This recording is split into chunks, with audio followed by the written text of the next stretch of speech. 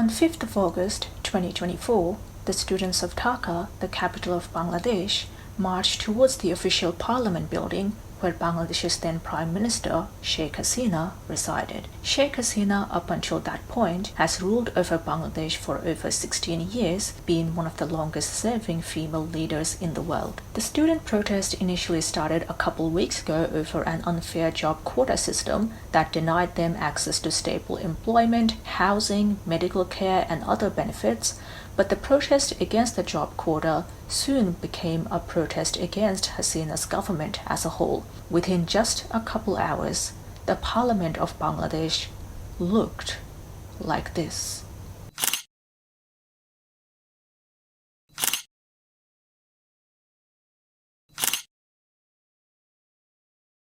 The students have raided the parliament and Hasina's residence, forcing Hasina to not just resign, but flee the country. A firm administration once held for over a decade has now come to an end.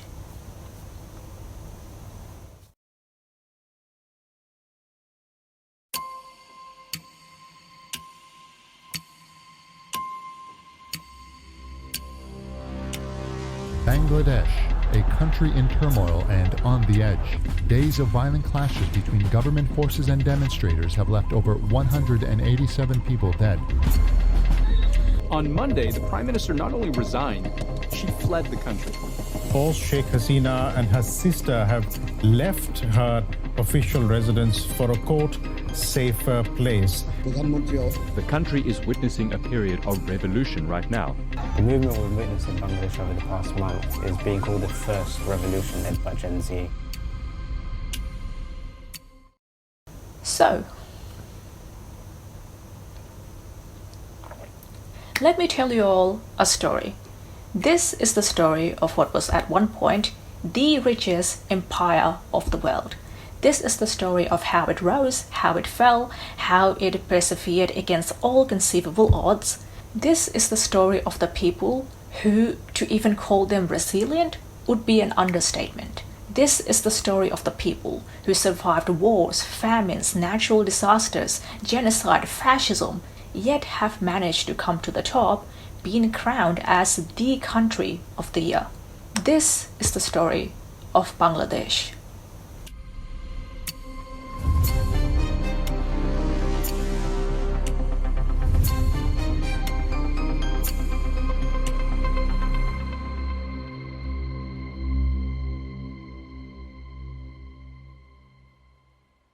Hi everyone! So I am so excited for today's video because it's not every day I get to talk about my country, Bangladesh. Yes, Bangladesh is where I'm from. I was born there, but then moved to Australia when I was 10 years old. So unfortunately, I don't have much memories of Bangladesh. But when this incident started to unfold and gain worldwide attention, I knew I had to speak on it. And it's been a while since I made a video, so I wanted to make sure that when I do come back on here that I am prepared, that I have done all the research, which was honestly so much more overwhelming than I anticipated. Bangladesh is a country with such a rich history, but the parts that we'll be focusing on today are its dark and heavy aspects, hence the content warning. Perhaps because this issue is so personal to me, it was really difficult for me to get through the researching stage of this video. I had to pause and take multiple breaks in between just to get a breather because of how heavy some of this stuff are. I'm sure by this point, many of you have heard of the student protest in Bangladesh that went down between July to August of last year. The case gained worldwide attention when Hasina ordered martial law on her own people, causing the Bangladeshi military to open fire on the students protesting. At least 300 people were killed during the last 20 days of violent protest. Internet was shut down, there was a nationwide curfew, and on 5th of August 2024, Sheikh Hasina resigned and fled the country. But what I need people to know about the student protests in Bangladesh is that this is not an isolated issue. I've seen many people on the internet since last year watching the students protesting violently in Bangladesh and comment on how barbaric and uncivilized they are to throw such a tantrum over job quotas, which, firstly, job quotas, as I will get into later on, are extremely important in Bangladesh. This is about their employment, their healthcare, their future. And secondly, this is not just about the quotas. This is about Hasina's government as a whole that had become increasingly autocratic and fascist over the past decade.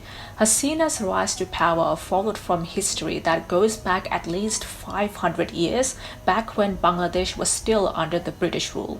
Historical events that even I did not know about, and I am from there. I grew up in Bangladesh, I went to schools there, I learned about Bangladesh's history there, but there were still so many things that even I did not know about until I started researching for this video. The truth is, the political situation in Bangladesh has been turbulent for the past decade or so, which is one of the reasons why I moved here in the first place. All of the pent-up rage and tension has been bubbling over the surface for quite some time, and the job quota was really the last straw. So to provide the context of how we got here, let's go back. Let's go back to over 500 years ago, when Bengal was once considered to be the richest country of the world. Part 1. Mughal Empire. So I'm going to take a wild guess and assume that most of you that are watching probably don't know much about Bangladesh. Well, Bangladesh is a country in the southeast of Asia, located right next to India there, sharing a border. Bangladesh is often forgotten about, probably because of how small it is, but despite its size, it's still a country rich in history, culture, and language that its people have died to protect. It is one of the most densely populated countries in the world, with 173 million people living in this tiny area of 147,000 kilometers square. The official language of Bangladesh is Bengali, although more accurately it would be called Bangla, as in Bangalore, which is where this style of one-story housing derived from. But Bangladesh was not always called Bangladesh. In fact, from 1526 to 1857, Bangladesh was part of a huge empire called the Mughal Empire. That was basically this giant slab of land consisting of modern-day southern India, northern Afghanistan, Kashmir, Assam, and of course, Bangladesh. The east of Mughal Empire, where modern-day Bangladesh would be, was simply called Bengal. So Mughal Empire was around for quite some time, and it consisted of people from various cultures and religions, from Muslims to Hindus to Buddhists, that lived harmoniously next to each other. It has quite the history that would be good to look into if you're interested. I really don't want to get too much into it here since it's not super relevant to the video, but what I will say is that at one point in history, Mughal Empire was one of the richest empires in the world, with Bengal being its wealthiest province. Mughal Emperor Aurangzeb once said, "Bengal was the paradise of nations due to its high quality of living." The residents of Bengal enjoyed some of the best quality of life at the time, with the highest per capita income in the world. A Moroccan traveler by the name of Ibn Battuta was enchanted by how rich and abundant Bengal was when he visited back in 1346.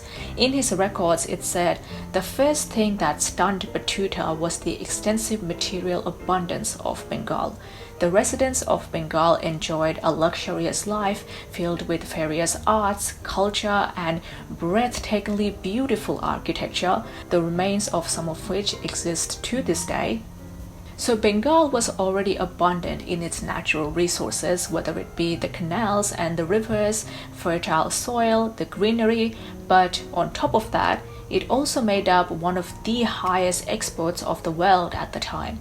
Between 16th and 18th century, the Mughal Empire contributed to 25% of the entire world's exports, with Bengal alone making up 40% of the Dutch imports from Asia. Due to its exports, Mughal Empire, which is just called India now, had one of the highest GDPs of the entire world between 16th and 17th century. Bengalis traded spices, sugar, teas, rice, raw materials such as steel, iron, and aluminum, gunpowder. The sailors from Britain even drew inspiration from Bengali sailors, where during the early Industrial Revolution they abandoned their standard design of ships with a forecastle and a poop deck that would easily break on water, and switched to a more evened out flush deck, a design that they got from Bengali sailors, which reduced their risk of being wrecked by a third between 1760 to 1825. But perhaps the most notable was the textile industry. The Bengal of the Mughal Empire consisted of the most prolific garment industry in the world. In particular, there was this type of fabric called muslin, which was manufactured in Bengal's capital of Dhaka. Muslin was so finely woven and delicately made, many did not even believe that humans could create something that was so intricate. There were rumors that it was being woven by mermaids, fairies, or even ghosts. One traveler at the time wrote that the fabric was so soft and fluid-like you could fit a length of 300 feet or 91 meters through the center of a ring. Another wrote you could fit a piece of 60 feet or 18 meters into a pocket matchbox. Due to its elaborate creation process that involved 16 steps of weaving, muslin was only created by a handful of skilled Bengali tailors with rare cotton that only grew along the banks of Meghna River. It was a fabric that was deemed worthy for the royalty, worn by aristocrats from Rome, France, Greece, and even Britain. By the early 18th century, pretty much the entire world was consuming products made in Bengal to some extent. From the aristocrats in Europe and East Asia wearing the finest muslin, to rice exported to Sri Lanka and Maldives, their canals and rivers served as highways during trade to different countries. All this trade caused an immense amount of wealth and capital to be accumulated in this small region of Bengal, leading it to be one of the richest countries in the world. With all this wealth and advancements, Bengal was well on its way to becoming an economic powerhouse, to start some kind of proto-industrial revolution, or maybe something even greater. Until, of course, the British came along. Part 2. Bengal under British rule. When the British came to the Mughal Empire in the 1600s, Bengal, being its most prosperous province, became their first target. The British initially did things the right way by buying goods like textiles and rice from Indian producers and paying them with silver, but when that was no longer viable, as the Indians did not need silver, in the 1765 the British targeted the east of Mughal Empire, where Bengal was, by establishing a company that they very fittingly called East India Company, through which they were able to take control of the entire subcontinent. The British established a monopoly over Indian trade through taxes, predatory trading policies, bureaucratic rules. Under the rule of Robert Clive, who was the first governor of Bengal, Bengal suffered at least 25 famines over the next century, the effects of which would be felt through generations to come. In Janam Mukherjee's book Hungry Bengal, War, Famine, and the End of Empire, Mukherjee talks about how the British colonization of Bengal, or the Mughal Empire as a whole, left the entire subcontinent under immense amounts of debt. A province that was once the richest in the world, feeding the entire world with rice and grains that they grew, was now starving themselves. Between the years of 1769 and 1771, as much as 1/3 of the population of Bengal, then estimated to be about 30 million, was wiped out by famine.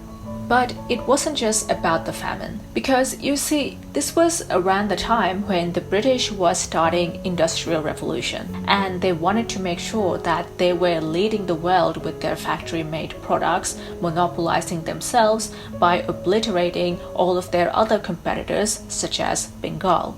The debt that the British put Bengalis under hurt the textile industry the most. In the paper, India's deindustrialization under British rule, New Ideas, New Evidence, authors David Klingensmith and Geoffrey G. Williamson went on to say, after 1800s, Indian textile exports could not withstand the competition of English factory-produced cottons in the world market. By 1750, India, or rather Bengal, accounted itself for a quarter of the world's exports, but by 1800, its world share had already eroded to less than a fifth, by 1860 to less than a tenth, and by 1880, the figure was less than 3%. Muslin, the fabric that I spoke about that Bengal was known for, worn by aristocrats all over the world at one point, took a financial hit. As the region became crippled with debt, poverty, famine, many of the tailors who weaved muslin had to switch over to lower quality fabric. Muslin took a lot of time and effort to create that many just couldn't afford to do so anymore. And if that wasn't enough, the British governors in the region would often harshly punish the tailors who dared to make muslin. Due to how intricate muslin was, it was only made by a handful of Bengali tailors. The governors would harshly fine them, which would be devastating when you're already in so much debt, or they would take barbaric measures like flogging or cutting off the wrists or thumbs of these tailors so that they could no longer make muslin. By the 19th century, muslin had completely disappeared from Dhaka. It is merely an urban legend now of how marvelous this fabric was. Made only in Dhaka, a fabric that was once deemed worthy for the royalties has now gone completely extinct. But don't be mistaken, because all of that still did not crush the spirit of Bengal, as despite the oppression and impoverishment, a movement of rebellion slowly began to simmer in Bengal. This was a movement built upon not just dissent, but also wisdom, intellectualism, and hope. Part 3. The Bengal Renaissance. While all of this was going on, the Bengalis took refuge in the arts, literature, and culture to lead a peaceful revolution against the British rule. Now, don't get me wrong, Bengalis have always prioritized education and knowledge. In fact, one of the first residential universities in the world, called Nalanda Mahavihara, was founded in west of Bengal. Built in 427 CE, Nalanda is considered to be the oldest university in the world. I mean, imagine the oldest, most prestigious universities that you can think of, probably Cambridge or Oxford. The Oxford University, for example, was founded in 1096. Nalanda was built 600 years before that. But things really took off during the British rule when the University of Calcutta was founded in 1857. The University of Calcutta allowed educated, upper-class, mainly Hindu Bengalis between the late 18th century to early 20th century to lead a movement of arts, literature, and science called the Bengal Renaissance. Some of the key figures from this movement included Rabindranath Tagore, who was a poet, writer, playwright, composer, philosopher, social reformer, painter. He basically did everything. In 1913, Tagore became the first non-European to win a Nobel Prize in literature. He was able to meet Einstein, and he was an absolute juggernaut when it came to Bengali literature. Every Bengali on this earth knows about Tagore. His work is taught in Bengali schools. He even wrote the national anthems for both India and Bangladesh. Another poet from this era is called Kazi Nazrul Islam, who is the national poet of Bangladesh. Nazrul was a poet, writer, and musician whose works mostly dealt with the themes of injustice, oppression, and rebellion, gaining him the nickname of the rebel poet of Bengal. But it wasn't just literature that was leading the movement of Bengal Renaissance. In the field of science, there was Jagadish Chandra Bose, a physicist and a biologist who is often renowned as the father of wireless communication. At a public demonstration in Calcutta's town hall in 1895, Bose was able to send an electromagnetic wave across 75 feet, passing through walls and remotely ringing a bell. Building on that, he then invented the mercury coherer, a radio wave detector that uses mercury and iron to detect radio signals. A year later, this was used by Guglielmo Marconi to build the world's first ever wireless radio. Bose also did work with plants, where he discovered that plants have nervous systems and can feel pain. He wrote literature where he pioneered the genre of science fiction in Bengal. There is also a crater on the moon that was named after him. In the field of sports, in 1911, there was a football or soccer match, depending on which part of the world you're from, between the English team East Yorkshire Regiment and Mohun Bagan, the first all-Bengali team to make it to the Indian Football Association finals. The tension was high as this was at the height of British Empire and the Indian independence movement was still kicking off. During the last 2 minutes of the match, Abhilash Ghosh scored a goal, securing the score at 2-1. The crowd erupted in celebration. Apparently, the magnitude of the crowd was so enormous that the commentators couldn't even announce the score properly. They had to broadcast it in form of kites in the sky. Mohun Bagan went down in history as the Amor Ekadosh, which translates to the Immortal 11 in Bengali. This was significant as this moment proved that the Bengalis, the Mohun Bagan team, who played barefoot by the way, could beat the British at their own game.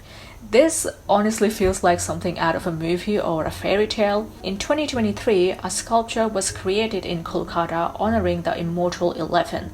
The day of the match, July 29th, is even celebrated in some parts of Kolkata as Mohun Bagan Day. All these works of poets, writers, scientists, football players inspired and provided a sense of empowerment and hope among the Bengali people who were still oppressed under the British rule. Renaissance is a word that comes from French and it literally translates to rebirth, so it was almost like the Bengalis were reawakened and reminded of their power as what was once the richest province in the world. Revolts against the British happened all throughout Bengal as they led the movement towards independence. Tagore became a massive advocate for the independence movement to the point he renounced his knighthood given by the British due to his contributions in literature that gave him the title of Sir, especially after the Jallianwala Bagh massacre in 1990, where British troops fired onto a crowd of unarmed Indians, killing and wounding several hundred people. Although the Renaissance movement was led mostly by the wealthy, upper-class Hindu Bengalis, it also inspired a lot of ordinary people in Bengal to write and express their own revolutionary ideas. In the Hungry Bengal, Mukherjee shares a poem that was published in a children's magazine at the time that read, "You young boys and girls remembering your faith, narrating dreams of happier days to come, even while the earth is stained with blood, even amidst the cries of distress and fear. You are like white lotus flowers, blooming in the sunshine, surrounded by the light of heaven, in harmonious strains, from the depths of this ignorance and darkness, singing of deliverance, praying for the gifts of logic and wisdom. I pray that your prayers will be answered." This was from a children's magazine. But just when things were beginning to look up, World War II happened.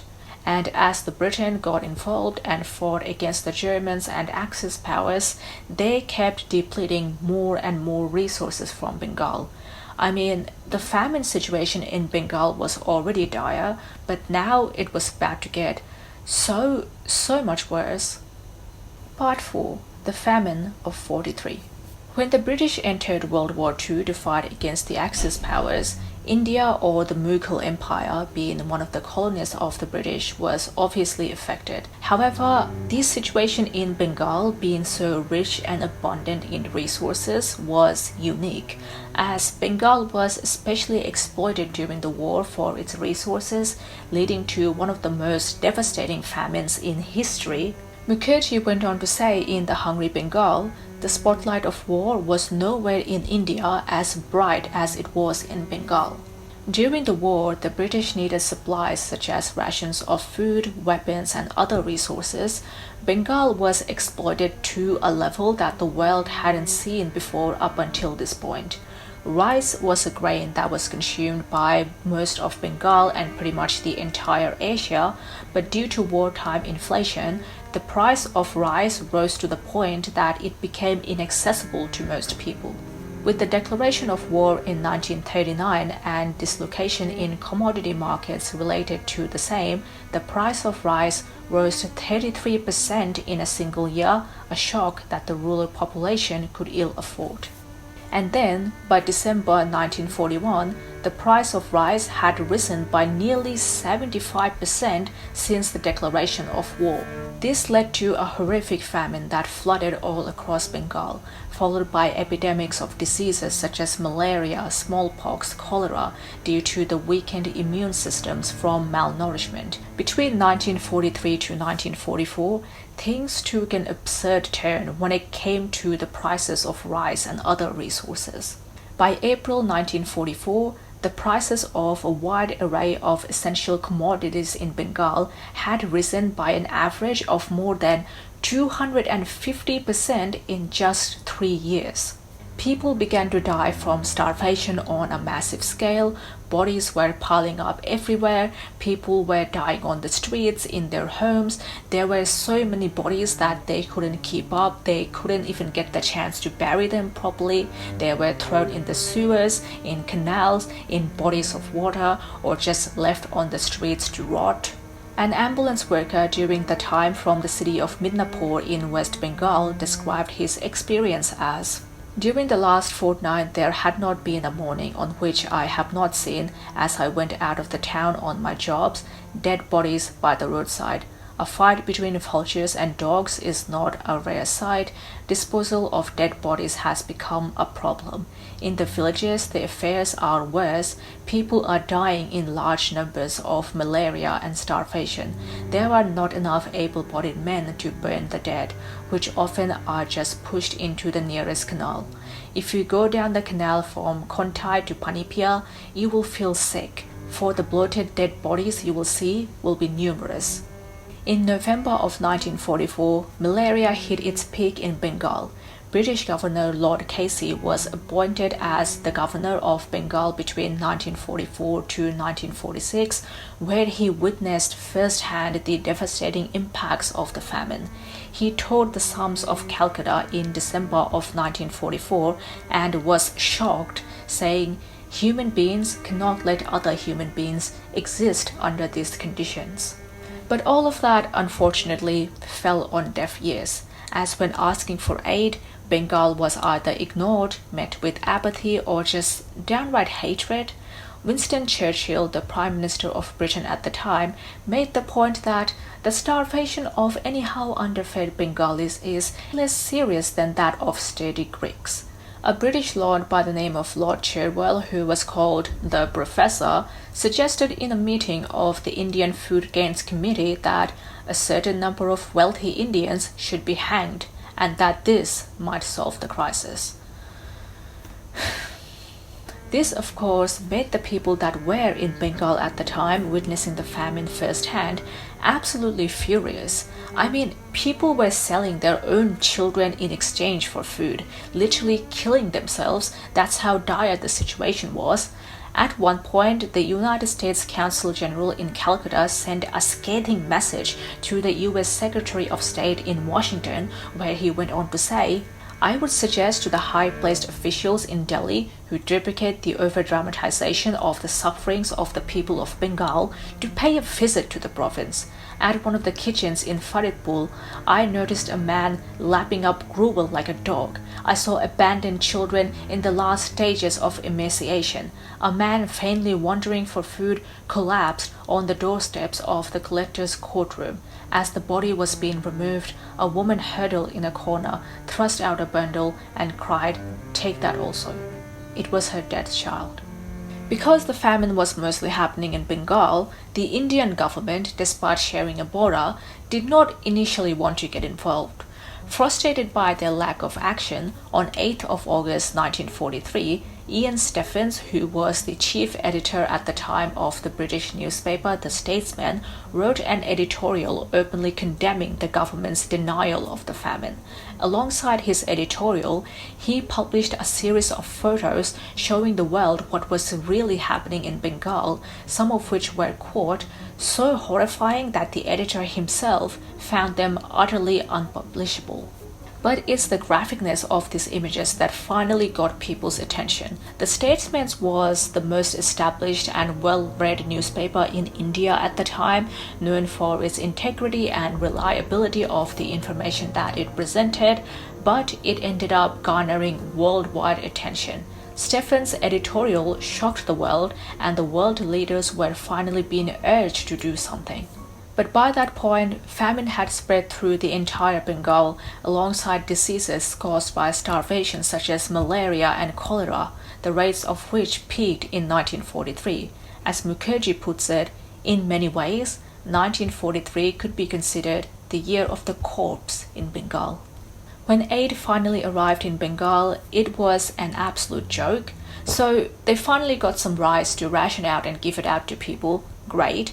But the quality of the rice was so poor that they actually had to return it.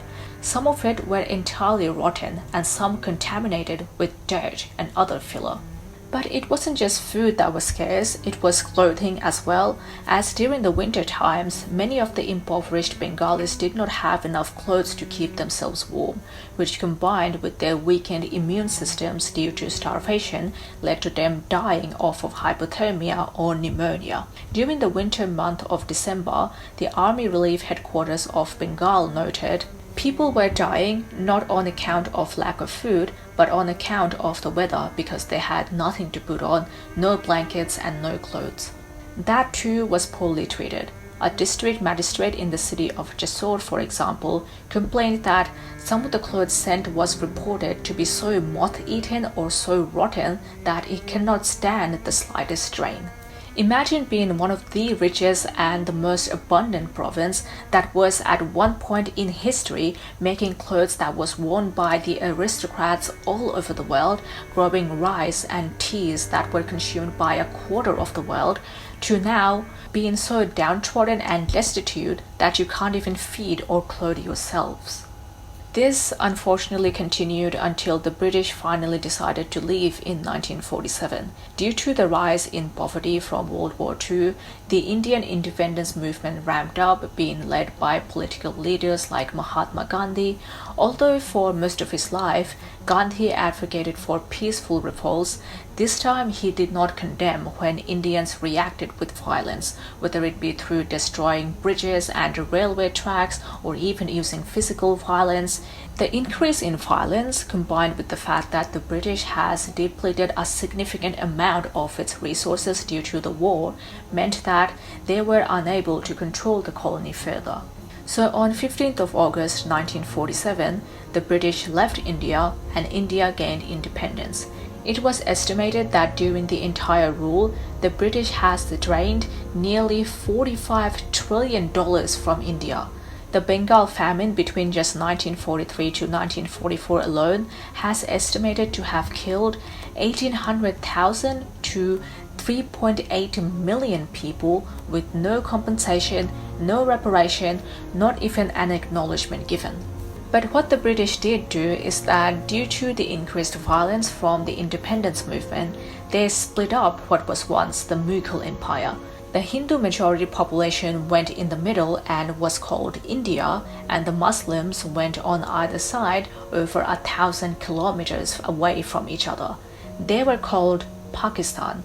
The western province was called the West Pakistan, and the eastern province, where Bengal once was now called East Pakistan.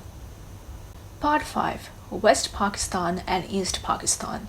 So with the British gone, you'd think that now the subcontinent would be free to govern themselves, right? Well, no. Because as you can see, when it came to Pakistan, West Pakistan was much bigger and contained more land than East Pakistan, formerly known as Bengal. This meant that they held more power and was able to control East Pakistan. The administration, government, civil services, bureaucracy, and army were entirely staffed in West Pakistan. All economic aid and development went to West Pakistan. They made all the major decisions, they had all the important connections. Like the president of Pakistan at the time, Yahya Khan, was good friends with the then US President Richard Nixon and his chief advisor Henry Kissinger. More on that later. Even though East Pakistan had more people and was still making most of the revenue in terms of trades and whatnot, that all went straight to West Pakistan. So even after being ruled by the British for centuries, Bengal was still a colony. They did not get the privilege to govern themselves like the rest of the subcontinent. Things came to a head when West Pakistan attempted to control what language East Pakistan could speak. Despite Bengali being the prominent language in East Pakistan, spoken by 58% of the population, Urdu, the language spoken in West Pakistan, was classified as the official language. Bengali people demanded recognition for their language, in response to which Muhammad Ali Jinnah, the governor of West Pakistan, went over to Dhaka, the capital of Bengal, on 21st of March 1948 and basically went, nope, that's not going to happen. Let me make it very clear to you, and leave no doubt, that the state language of Pakistan is going to be Urdu and no other language.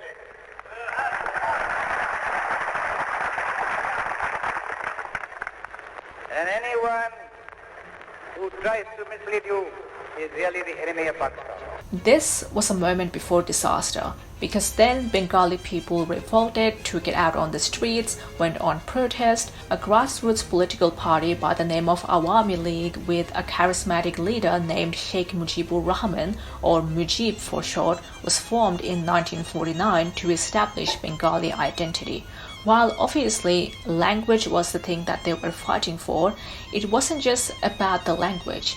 This was about Bengali identity as a whole, the preservation of Bengali people, of them having power over their own government. Now, when in the early 1950s, Jinnah announced that despite the fact that the Bengalis were the majority of the population of Pakistan, the government would be centred in West Pakistan, and that the official language of the country would not be the language of the majority of the people, but a language which Jinnah himself didn't know, Urdu. Now, this meant that anyone in East Bengal who aspired to a job in government service, in education, in the universities, was just at a dead end unless he or she knew Urdu. You couldn't have a profession in your own language.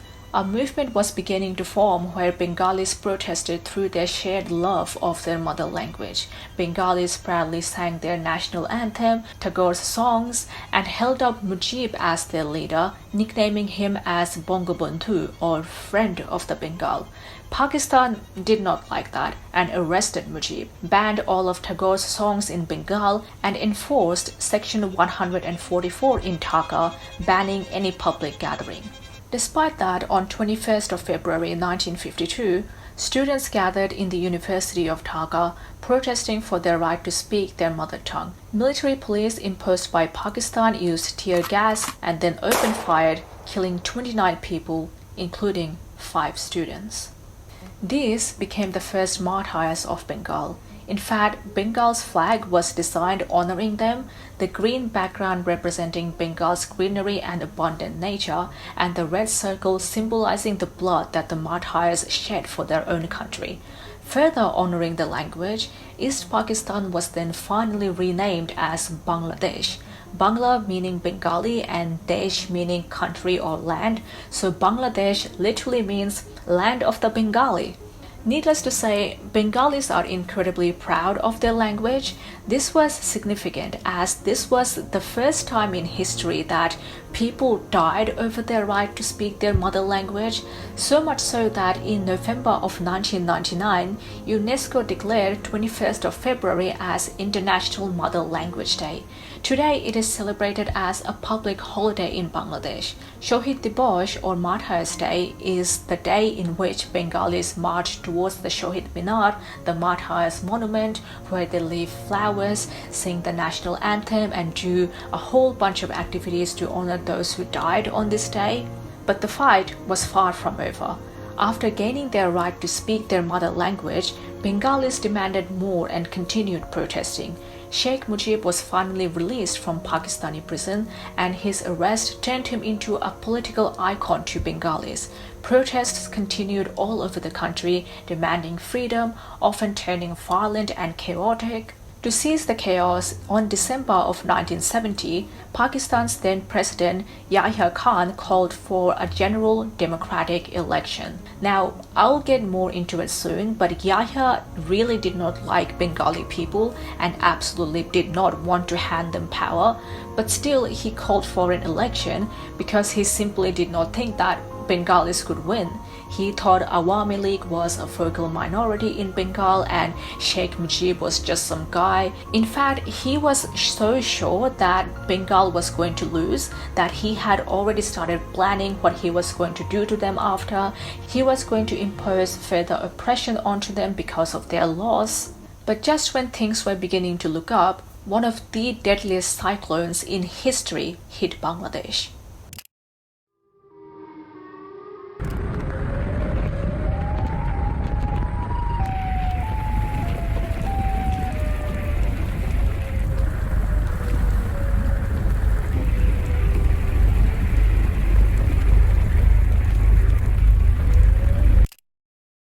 On November of 1970, the deadliest tropical cyclone ever recorded, called the Vola cyclone, hit Bangladesh. With its winds peaking at 185 kilometers per hour, an estimated 300,000 to 500,000 people were killed. To say that it was devastating would be an understatement. One of the deadliest cyclones recorded in history. Fatalities total up to almost 500,000. There were rumors that Yahya and the West Pakistani government already knew about the cyclone but deliberately decided not to communicate that to Bangladesh. But what was even worse was their response in the aftermath of the cyclone, or the lack thereof. Pakistan dismissed it completely, refused to sending any aids. Yahya even downplayed it at one point, saying, "Oh, it doesn't look so bad." This fired up Bengali people. This became their last straw after over what was at this point 20 years of oppression under Pakistan. So a month later in December, when the election rolled around, Bengalis went in droves to vote against Yahya. This was the first election that Pakistan had in its 23 years of independence, where every adult was allowed to vote, including for the first time women. Now, Yahya still did not think that the Bengalis could win, especially now after the cyclone has completely ravaged the country, until the results came out and 167 seats out of the 169 allotted to East Bengal in a house of 313 members. Despite all odds, Mujib still won the election with a landslide. Out of the 169 seats, he won 167. So now he would not only become the Prime Minister of Bangladesh, but also West Pakistan. So that's it, right? Mujib won through a fair, just, democratic election. Finally, Bangladesh would be free. Right? Right? No. Instead, Yahya called for martial law on Bangladesh. And after that, things got really bad. Like, if you thought things were bad now, just brace yourselves. It's about to get so much worse that at that point it couldn't even be contained within the subcontinent. Other countries from all over the globe had to get involved. Part 6. The Genocide of 71. The night of March 25, 1971 was one of the most brutal nights in history that every Bengali would know about, but the world has forgotten. Unable to accept his defeat at the election, Yahya and his soldiers launched what was called Operation Searchlight, where they targeted key Bengali leaders, politicians, and revolutionaries. Mujib was on the top of their list, so they not only arrested him for the second time, but this time around they kidnapped and smuggled him to West Pakistan. The University of Dhaka, where most of these protests and organizations were being held, was another major target. Pakistani soldiers lined up and executed the students, professors, and leaders led by their chief army staff Tika Khan, who, due to his actions in 1971 towards the Bengalis, is nicknamed the Butcher of Bengal. The army is indiscriminate in its killing. Tank guns are used against these dormitories in Dhaka University. Surviving students and professors are made to dig their own graves before the army shoots them. Operation Searchlight was initially planned to target just the major political figures of Bangladesh at the time who played a key role in the Bengali Revolution. That's what they were searching for, hence the name Operation Searchlight. But soon it led to attacking innocent civilians. Their campaign of brutal killing moved on to the countryside, where men, women, children were indiscriminately massacred, villages and houses were burned down. The village, they burn it. No matter how many people are living in that area, they just kill them. At places, they surround the area with gasoline and set it on fire. And any people that come out, they shoot them. One article published by The Time in 1971 said, "The evidence of the bloodbath is all over East Pakistan. Whole sections of cities lie in ruins from shelling and aerial attacks. In Kalishpur, the northern suburb of Khulna, naked children and haggard women scavenge the rubble where their homes and shops once stood. Stretches of Chittagong's Hijari Lane and Maulana Saukar Ali Road have been wiped out. The central bazaar in Jessore is reduced to twisted masses of corrugated tin and scattered walls. Kushtia, a city of 40,000, now looks, as a World Bank team reported, like the morning after a nuclear attack." But don't be mistaken. Despite how barbaric it may all seem, the whole thing was meticulously planned, organized, and calculated. The Pakistani army knew exactly what they were doing. The cruelty was the point. A US official in Dhaka noted that people have been shot for moving bodies. The army seemed to want as many people as possible to see the dead. I saw killings. I saw shooting. I was sitting in the middle of the house while they were shooting just outside the window. Operation Searchlight was the event that kicked off the genocide against Bengali people in 1971 perpetrated by Pakistan. It paved the way into much more atrocities, tragedies that would be committed against Bangladesh that the whole world would remain complacent on. One US senator by the name of Ted Kennedy declared, "Nothing is more clear or easily documented than the systemic campaign of terror and its genocidal consequences launched by the Pakistan army on the night of March 25th. But for Yahya and the Pakistani army, this is something that they just had to do. It's a sacrifice that they had to make for the sake of their country, their nation, their unity. After all, Yahya declared, "For the sake of Pakistan's unity, no sacrifice is too great." But behind closed doors, it couldn't be more obvious what they were doing. They would go full mask off, would have no problem saying the quiet part out loud. After targeting the elites, the Pakistani army went after ordinary civilians. Their aim was to kill enough of them so that the remaining survivors would have no choice but to depend on them as a colony. They were aiming for millions, at least 3 million, as Yahya said at one point, "Kill 3 million of them and the rest will eat out of our hands." This was 1971, so less than 30 years after the Holocaust happened, yet there were so many comparisons to what the Pakistani soldiers were doing to Nazi Germany, and this is not just me saying it.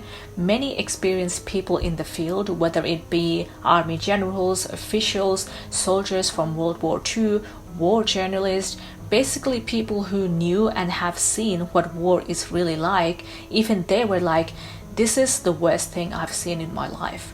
One US high official had this to say about the Bangladeshi genocide: "It is the most incredible, calculated thing since the days of the Nazis in Poland."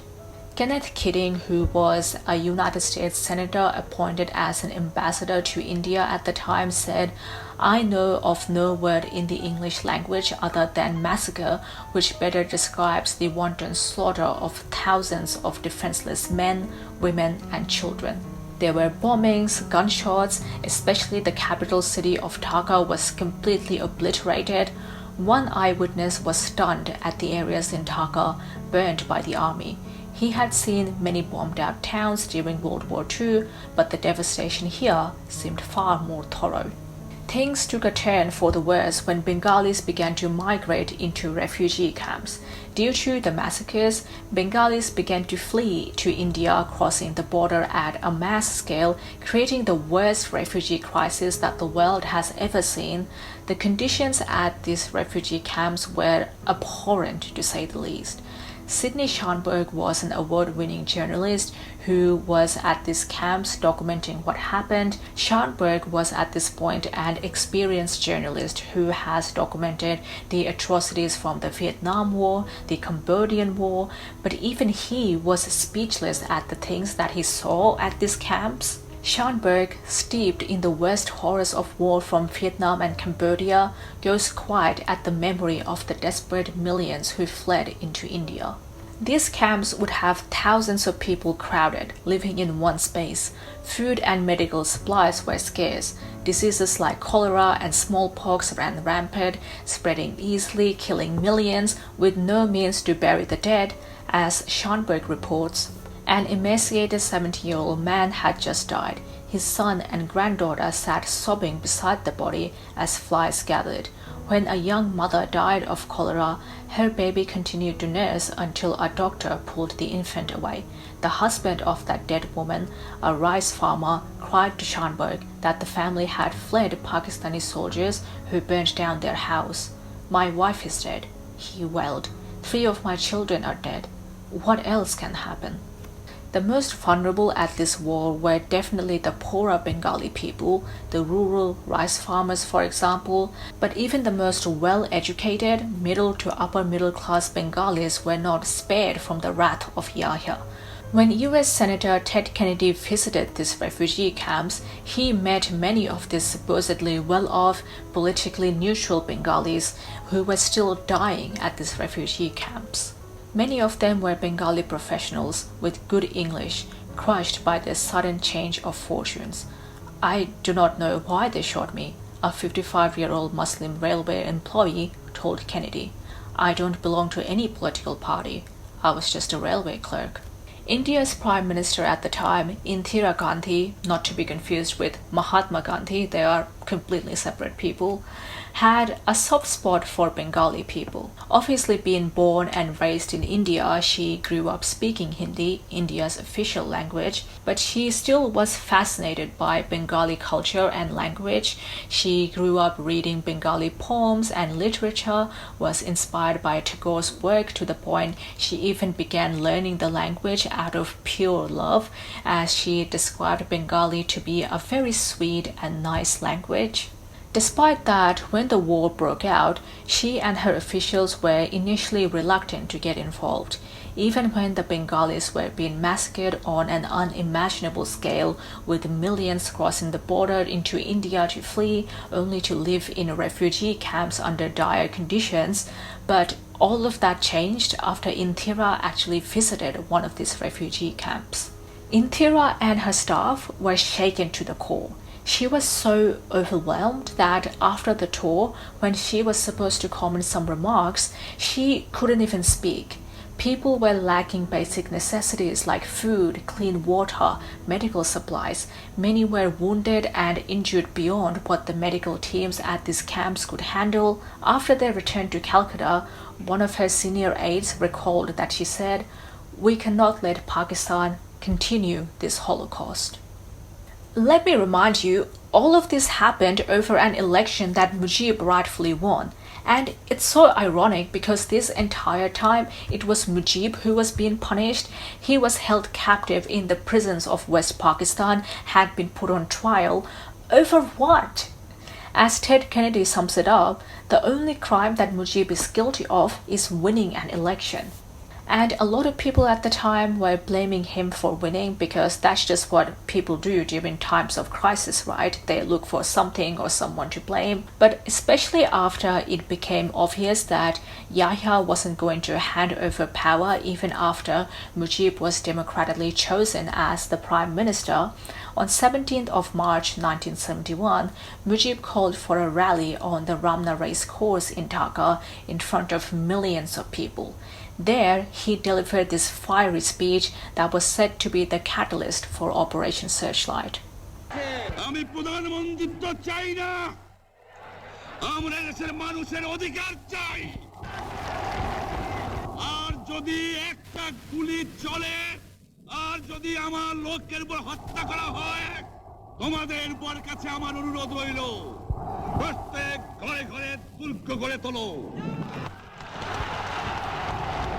তোমাদের যা কিছু আছে তাই নিয়ে শত্রুর মোকাবেলা করতে হবে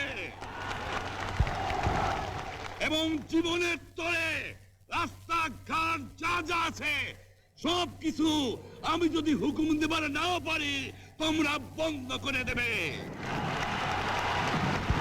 আমরা যখন মরতে শিখেছি তখন কেউ আমাদের দবাতে পারবে না দ্বিতীয় কথা প্রত্যেক গ্রামে প্রত্যেক মহল্লায় প্রত্যেক ইউনিয়নে প্রত্যেক সাব ডিভিশনে আওয়ামী লীগের নেতৃত্বে সংগ্রাম পরিষদ গড়ে তোলো এবং তোমাদের যা কিছু আছে তাই নিয়ে প্রস্তুত থাকো মনে রাখবা রক্ত যখন দিয়েছি রক্ত আরো দেব এই দেশের মানুষকে মুক্ত করে ছাড়বো ইনশাআল্লাহ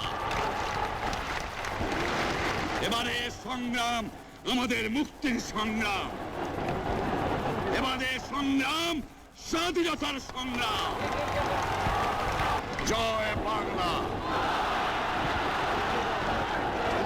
Even a lot of Bengalis at the time thought Mujib went a bit too far with this speech, that he was too radical, too extreme with his approach, that he should have done things the right way, to which I have to say that Mujib and the Awami League have been doing so for quite some time to no avail.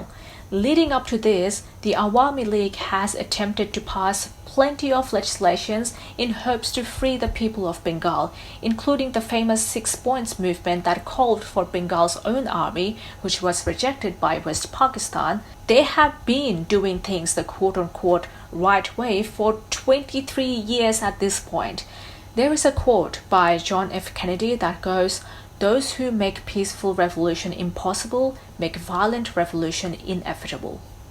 And let's not forget that it was Yahya who called for the election where he allowed Mujib to run in the first place.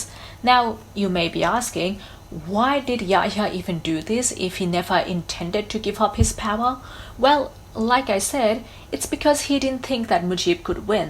He thought that at most Mujib was going to get 60% of the seats in parliament, he would lose, and that would be a humiliating defeat for Bangladesh, which absolutely backfired because Mujib didn't just win, he won by a landslide.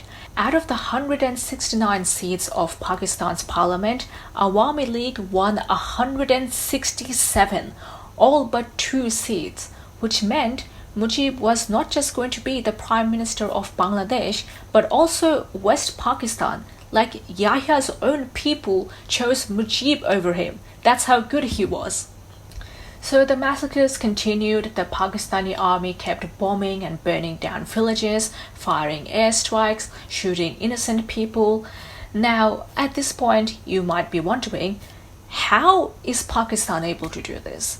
where are they getting all these weapons, all these bombs, and the funding for it? Like, who is paying for all this? And that is where the United States comes in. Gary J. Bass's book, The Blood Telegram, Nixon, Kissinger, and a Forgotten Genocide, that I've already quoted a couple of times, is a good book outlining the role that the United States played in the genocide of Bangladesh. But basically, long story short, 1971 was still during the Cold War era, during which the United States was fighting communism. It was a war between the capitalistic West and the so-called communist East, and West Pakistan, being an ally of the United States, received immense support. The United States President at the time, Richard Nixon, and his advisor, Henry Kissinger, was hugely in favor of the authoritarian fascist regime that Yahya was undertaking on Bangladesh, sending him all the weapons, supplies, and funding. According to Bass, the Pakistani army grew strong with US help. Over 11 years, by India's conservative estimate, the United States supplied Pakistan with between $1.5 billion and $2 billion worth of Pakistani equipment. 80% of Pakistan's military equipment was from the United States. But more importantly, Pakistan shared a border with China. China, being communist, allegedly, meant Nixon and Kissinger wanted to secretly plan an opening to China and wanted Yahya to send messages to and from China to the United States. Which is why Nixon and Kissinger were so adamant on getting on Yahya's good side, because Yahya wasn't just cleansing Bangladesh, but he was also working as a secret agent for the United States, sending them messages to and from China. Kissinger had also suggested that Nixon should specify that nothing should be done to squeeze West Pakistan. Dudley coached, Nixon added his own commentary, veering closer to the sucker option of total backing for Pakistan. The president scrawled, "To all hands, don't squeeze Yahya at this time." He underlined the word "don't" 3 times. Now, Nixon and Kissinger were able to meet China's premier at the time, who was Zhou Enlai, who to their supply were fully on board with the Bangladeshi genocide. Although he didn't say Bangladesh, he referred to them as Indians. If anything, Zhou was even more supportive of Pakistan than the Nixon administration, as he ended their meetings with, "Please tell President Yahya Khan that if India commits aggression, we will support Pakistan." But there was also something more between Nixon and Yahya. Now, I have to stress that this is alleged. I don't have any concrete proof of this. But Nixon was very fond of Yahya, to say the least. He would constantly refer to Yahya as a good friend, emphasize the strong friendship that they felt for him, to the point it just got really weird. Kissinger had repeatedly reminded senior officials that Nixon does have a special feeling about Yahya. "Pakistan is a country I would like to do everything for," Nixon enthused when he got back to Washington. It was Kissinger who told a trusted official that it was better to talk to Yahya with love rather than with brutality. Nixon gushingly told Yahya that he would always remember with deep gratitude what you have done. Kissinger warmly wrote to Yahya, "I have so many reasons to thank you that it is difficult to know where to begin."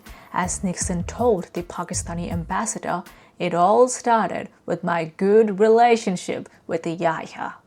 But just as Nixon and Kissinger were fond of Yahya and Pakistan, they absolutely detested Indians and Bengali people. Now, before I get into this, I want to introduce a term called Indophobia, which is the official term for hatred and prejudice towards Indians or brown-skinned people. This is something that, in my opinion, is not talked about enough, and it's just so normalized. Like casual racism, anti-Indian sentiment is so common, and we definitely see the worst of it when it came to Nixon and Kissinger.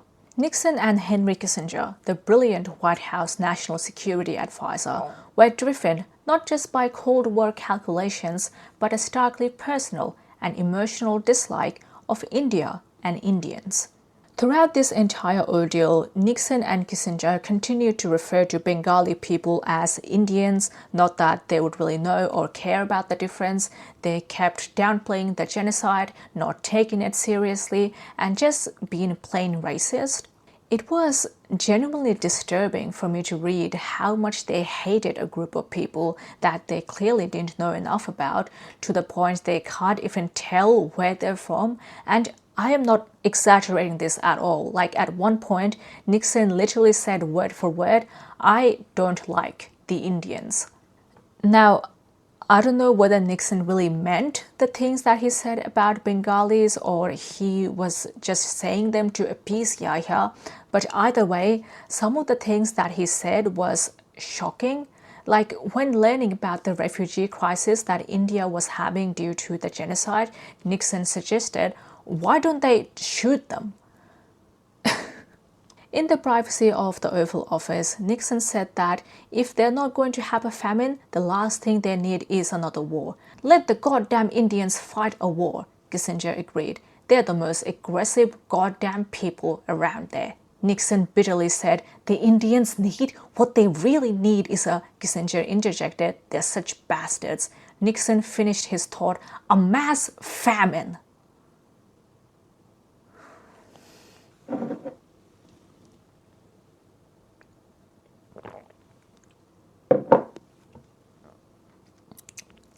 You know what, let's just move on.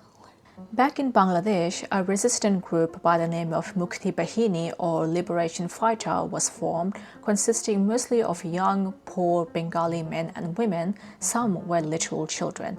They called themselves the Mukti Bahini, the freedom fighters of Bengal. Mukti Bahini was a guerrilla resistance movement run by former soldiers of East Pakistan. Although they lacked enough weapons and supplies, often practicing with bamboo sticks, they were dedicated.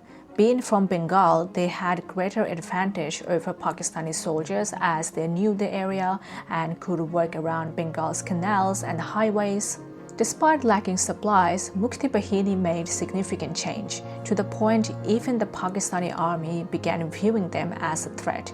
They participated in ambushes, attacks, in particular when they blew up a US aircraft in Pakistan's capital of Islamabad.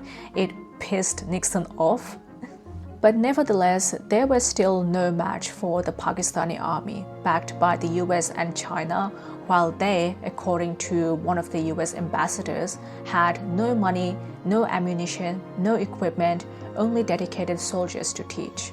Speaking of ambassadors, several US officials, ambassadors, senators, and journalists in Bangladesh at the time pleaded with the Nixon administration to do something. I already spoke about Ted Kennedy and Sidney Schonberg. Another prominent name was Kenneth Keating, who, the moment he landed in Washington, begged the Nixon administration to take action, to call for a ceasefire. But undoubtedly, the most vocal ambassador at the time was a diplomat named Archer Blood, who got a front seat in the genocide of Bangladesh by Pakistan. On 6th of April 1971, Blood sent a telegram message to Washington that would become known as the Blood Telegram, which was also the title of this book. Blood's telegram bluntly showed the most vehement dissent towards the United States that the world at that point has ever seen. Subject: dissent from US policy toward East Pakistan. With the conviction that US policy related to recent developments in East Pakistan serves neither our moral interest broadly defined nor our national interest narrowly defined, numerous officers of American Consulate General Dhaka consider it their duty to register strong dissent with fundamental aspects of this policy. Our government has failed to denounce the suppression of democracy. Our government has failed to denounce atrocities. Our government has failed to take forceful measures to protect its citizens, while at the same time bending over backwards to placate the West Pakistan-dominated government and to lessen likely and deservedly negative international public relations impact against them. Our government has evidenced what many will consider moral bankruptcy, ironically at a time when the USSR sent President Yahya a message defending democracy, condemning arrest of leader of democratically elected majority party, incidentally pro-West, and calling for an end to repressive measures and bloodshed. We have chosen not to intervene, even morally, on the grounds that the Awami conflict, in which unfortunately the overworked term genocide is applicable, is purely an internal matter of sovereign state. Private Americans have expressed disgust. We, as professional public servants, express our dissent with current policy and fervently hope that our true and lasting interest here can be defined and our policies redirected in order to salvage our nation's position as a moral leader of the free world. This message was signed off by 20 other US officials, from diplomats to ambassadors to journalists, whom Blood later called the Roll of Honor. But unfortunately, all of their pleas were ignored. Nixon and Kissinger did not listen, did not take them seriously. They mocked them, they ridiculed them. Nixon dismissed them by saying, "Oh, every ambassador who goes to India falls in love with India."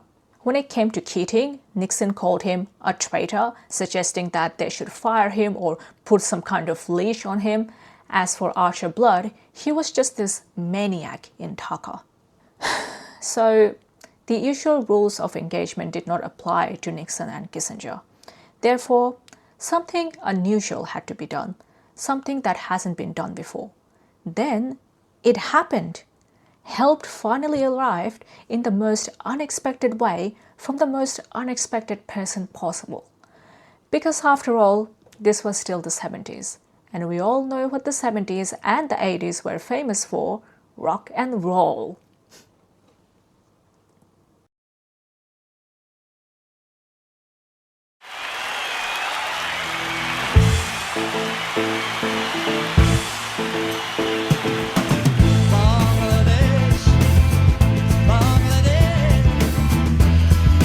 On 1st of August 1971, the lead guitarist of Beatles, George Harrison, held the concert for Bangladesh. Harrison became aware of the cause after becoming friends with Indian musician Ravi Shankar. The concert for Bangladesh was the first music event in history that was aimed for humanitarian relief. It was a precursor to other humanitarian music events like the Live Aid in 1985, but George Harrison's concert for Bangladesh was the first time someone used music to raise awareness for humanitarian causes. The concert was played in front of 40,000 people and included other famous musicians at the time, such as Beatles member Ringo Starr, Eric Clapton, Leon Russell, and Billy Preston. But the night was still young because there was still one more special guest. I'd like to bring on a friend of us all, Mr. Bob Dylan.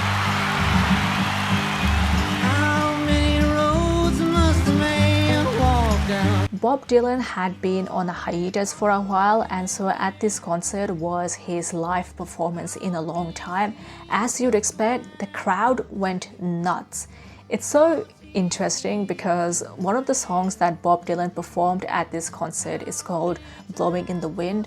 I obviously can't play it on here without it getting claimed, but there's this one part of the song that goes, "How many times can a man turn his head pretending he just doesn't see?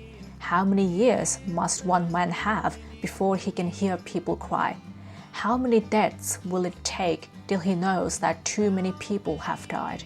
It almost felt like he was directly speaking to Nixon and Kissinger, and the fact that they chose to perform in America when George Harrison and most of the musicians that he picked were British in the Madison Square Garden of New York is yet another interesting detail. So you might be wondering, How did Nixon and Kissinger felt about the Beatles endorsing Bangladesh? Well, unsurprisingly, they did not care. They dismissed it as cheesy, virtue-signaling bullshit. And as for Pakistan, well, Yahya and his official attempted to ban Beatles in Pakistan, or at least limit its broadcast, claiming that it contained hostile propaganda against Pakistan. Like a true dictator, Yahya just attempted to ban anything that he didn't like or disagreed with.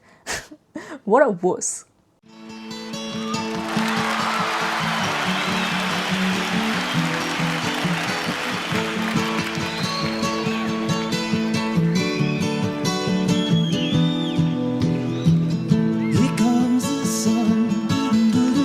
But in all seriousness, it's hard to comprehend the impact this concert ended up having, not just on Bangladesh, but on music as a whole, on how it can be used for greater good.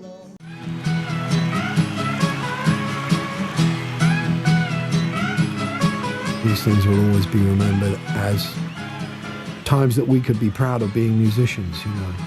We actually just weren't thinking of ourselves for 5 minutes. We were doing something for a bigger issue. And we need that, you know.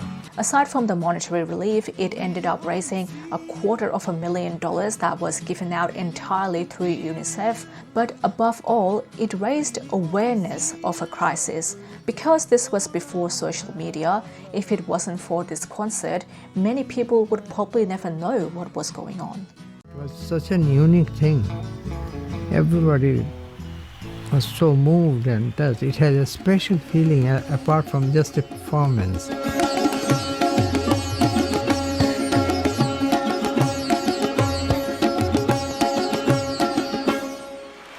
Overnight, everybody knew the name of Bangladesh all over the world. But undoubtedly, the most proactive person in this whole situation was Indira Gandhi, India's Prime Minister.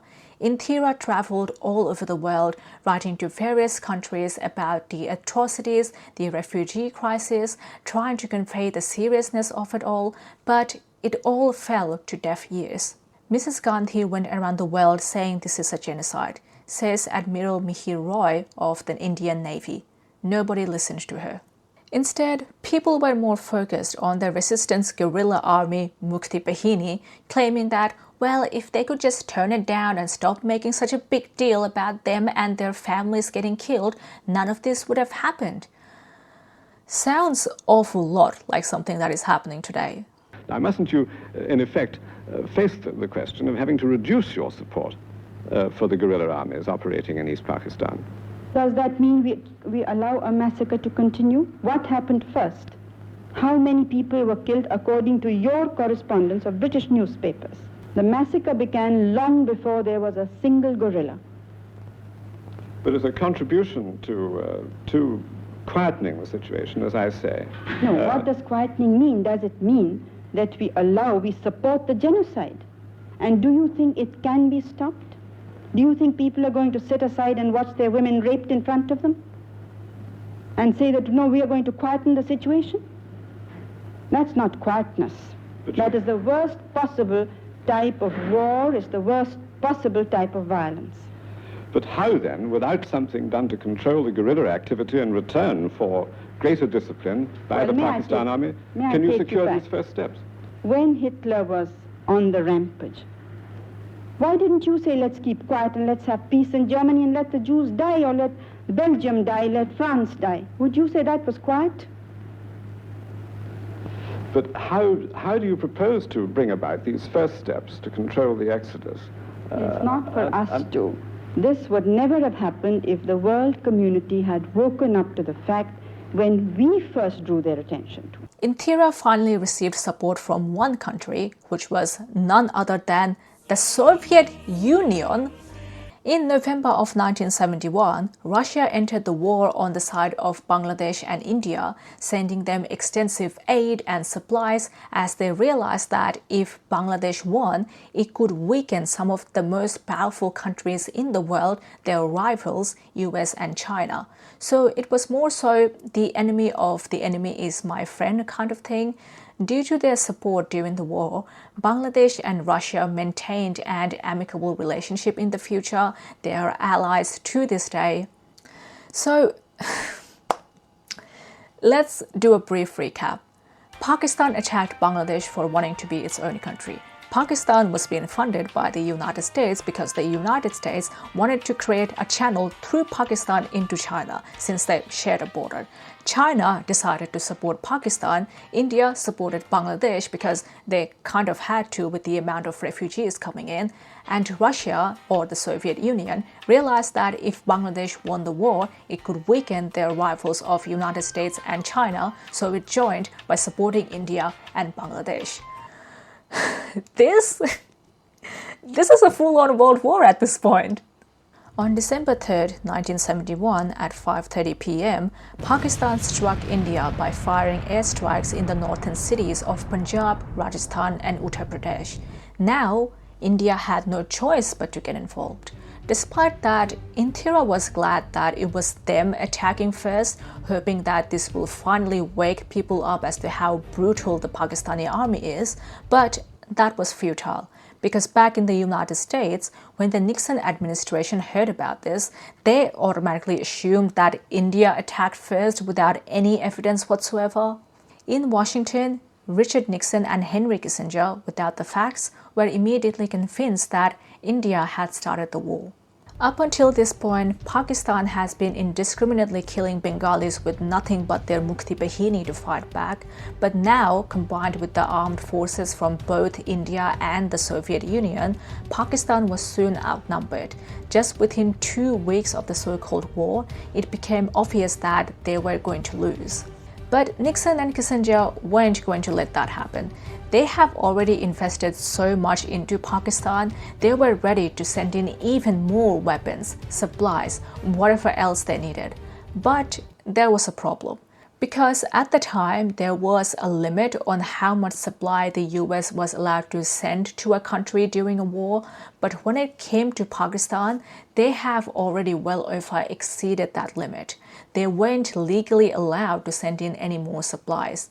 So to get around that, they lobbied from other countries, in particular Iran and Jordan, to transfer the weapons that they have already sent to those countries into Pakistan.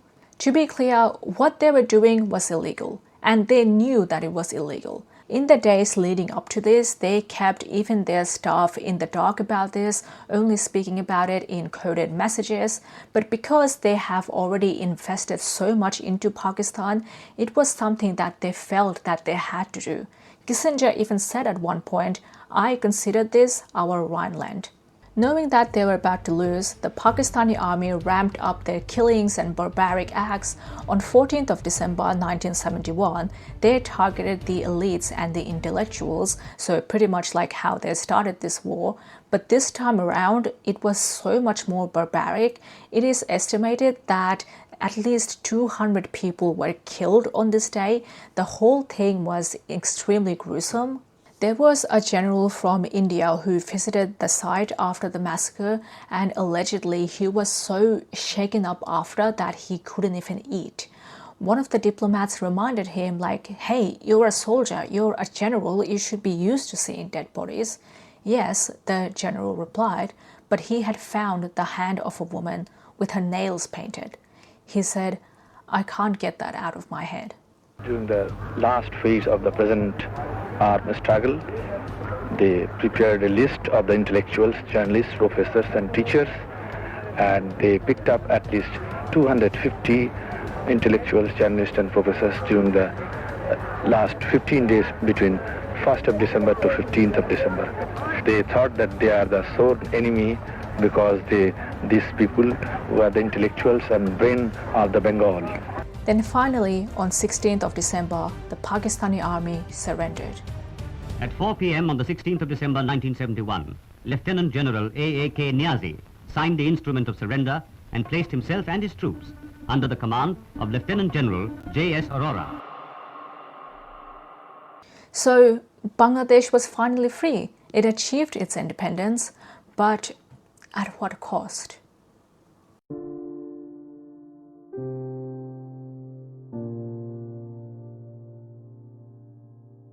The actual number is still not known, but it was estimated that anywhere between 300,000 to 3 million Bengalis were killed. Nearly 10 million fled across the border as refugees, 30 million were displaced, and between 200,000 to 400,000 Bengali women were raped. The Pakistani army deliberately targeted Bengali women because, without going too much into it, women are held to a very high standard in Bangladesh. They are seen as the gatekeepers of Bengali culture. So to violate and humiliate them in such a degrading way, especially a lot of these women were forced to have children as a direct result of the things that were done to them by the Pakistani soldiers, ensures that Bengali culture could never recover. It would forever be known by what happened to them. So even after the war, when these women returned to their families, after learning about what happened to them, they were disowned. They were disowned and rejected by their own families, leading them to flee the country again or just take their life. It was estimated that between 20,000 to 40,000 women committed suicide after the war.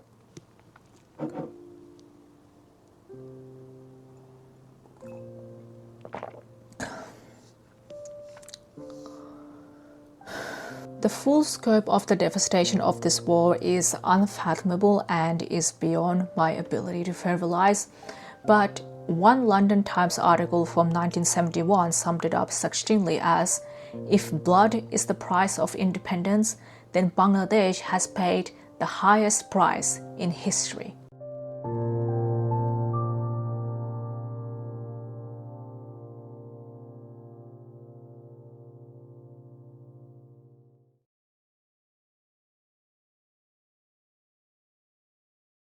This was a genocide that was regarded as being on the same level as the Holocaust, but I would argue that it was far more destructive. Just based on the casualties alone, the World War II lasted 6 years. During that time, 6 million Jewish people were killed, which were their main target. The war in Bangladesh, however, lasted between March to December of 1971, so barely a year, 9 months to be exact, and killed 3 million Bengalis. So half the amount of people that were killed in Holocaust, but within less than 1 year. Another reason why I think the Bangladeshi genocide was far more detrimental than the Holocaust is that, unlike the Holocaust, there were no reparations paid. None. Yahya and his subordinates went dragged to the International Court of Justice. They weren't charged for war crimes. There were no Nuremberg trials. There was absolutely no justice whatsoever. They just packed up and left, pretending that nothing happened. As one Pakistani publication put it, to this day, the country's memories about its treatment of its former East Wing remain shrouded in a fog of confusion or lost in collective amnesia. If anything, they tried to deliberately hide from the world what they did. Some even tried to justify their abhorrent actions, claiming that it is something they just had to do. Former President of Pakistan, Zulfikar Ali Bhutto, for example, defended by saying, "You can't build without destroying. To build a country, Stalin was obliged to use force and kill. Mao Tse-tung was obliged to use force and kill." Imagine doing something as destructive and horrific as the Holocaust, if not worse, and just pretending that it never happened. But due to their deliberate efforts at erasing this from history, many countries around the world, including most of Pakistan, don't even know that this happened. According to the Blood Telegram, in big cities there is more awareness. In cosmopolitan Lahore, a recent poll found that 79% of youthful respondents remembered that East Pakistan was treated unfairly, but overall, just 38% of young Pakistanis say that East Pakistan was dealt with unfairly, while 19% say it was treated fairly somehow, and 40%, an overwhelming majority, simply do not know. So this is not taught in their schools. There is no awareness, no reparations, no apologies, not even an acknowledgement. But Bengalis know. They know. Every Bengali on this planet, even if they went there themselves, can tell you about the war in 1971. The brutality of it in great detail. Especially for me, I was born in Bangladesh and lived there for a couple of years, and I was taught about it in schools there. It is taught extensively in schools in Bangladesh. They are very blunt about it. There is absolutely no sugarcoating. So even as a kid, I was made to watch and read extremely graphic content about the war. And 1971 wasn't even that long ago. There are still survivors alive today that can tell you firsthand what they lived through. The whole thing is just so incredibly sad because most of the survivors that are alive today were only children when the war broke out. So they had to deal with the consequences of the war as a kid, whether it be fleeing their homes, experiencing poverty. Some even witnessed their own parents getting killed. On the night of May 29th, the Pakistani soldiers broke into our house. They took my father outside. A little while later, I climbed up to the roof. I saw my father lying in the front yard. They had shot him. I remember reading one story from a survivor as a kid that absolutely left me speechless. It was from a man who was only about 6 years old when the war broke out, and on the night of the Operation Searchlight, the Pakistani army raided his village, eventually getting to his house. They broke in, opened fire and murdered his parents and all of his siblings in cold blood whilst they were still asleep. The only reason he survived is because he was very small as a kid, so he was able to just hide under the blankets. But imagine having to grow up with that kind of trauma. And I know this is not something that is easy to talk about, but to completely ignore it and pretend that it never happened is not the answer either. It is such an insult to all the victims and their families for them to receive no compensation, no closure, absolutely nothing. And as for Nixon and Kissinger, well, they basically got away with it scot-free as well. Not too long after the war, Nixon was impeached due to the Watergate scandal and was forced to resign. On his final televised address from the Oval Office, Nixon spoke about all of his great achievements as a president, but of course, no mention of Bangladesh. Nixon, in his final televised address from the Oval Office, rattled off his successes with Vietnam, China, the Middle East, and the Soviet Union, and, unsurprisingly, made no mention of India or Bangladesh. Kissinger lived till 100 years, and just after his passing in November of 2023, there were some brief discussions of him being a war criminal that facilitated the killing of 3 million Bengalis. But by that point, he was already dead. He still got to live a long life of 100 years with absolutely no consequences. They both showed absolutely no remorse over what they did, what they allowed to happen. Their apathy over it was astounding. I mean, they even said at one point, Kissinger, why should we give a damn about Bangladesh? We don't, agreed Nixon. So this was basically the same thing that the United States is currently doing with Palestine, but they did it with Bangladesh and countless of other countries first. Speaking of Palestine though, Bangladesh has a very unique relationship with Palestine due to the shared struggle that I want to talk about as a bit of a side note, just to lighten the mood up a little bit. Firstly, Bangladesh is one of the only 29 countries to recognize Palestine as a state. After gaining independence in 1971, Bangladesh began to reach out to different countries asking for recognition. As it turns out, Israel was the first country to get back to Bangladesh in February of 1972, but Bangladesh sent it back and rejected their recognition because, to quote, it would not recognize the Israeli state until there is an independent Palestinian state. One of the foreign ministers of Bangladesh even issued a letter saying that this recognition was not acceptable. But it goes deeper. To this day, Bangladesh has a ban on doing any sorts of trade with Israel. It's also one of the only countries in the world where its passport is not valid in Israel. Like, the older version of the Bangladeshi passport even came with a label saying, this passport is valid for all countries of the world except Israel.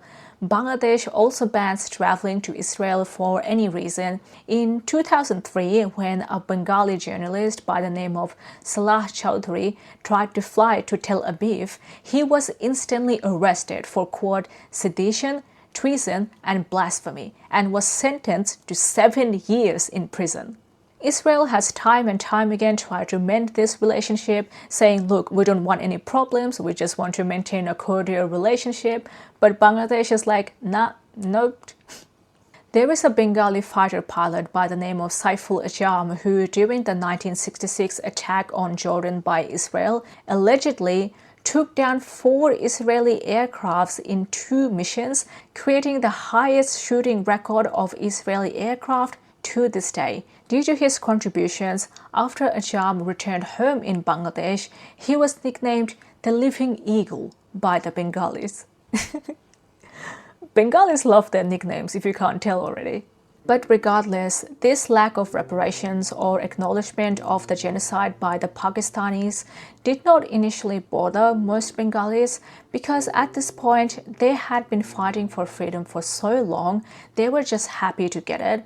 Mujib, who was held captive in the West Pakistani prison all this time, was finally released after the war. After returning home, Mujib was hailed as a hero and he became the first president of Bangladesh. We believe in peaceful coexistence and world peace. So despite everything, Bangladesh was finally free. It was finally able to turn a new page and start over their country, rebuilding their nation. All was well, right? Just kidding. Because this is Bangladesh we are talking about. Things are never good in Bangladesh. Part 7. Sheikh Hasina's administration. So just 4 years into Bangladesh's liberation, on 15th of August 1975, Mujib got assassinated.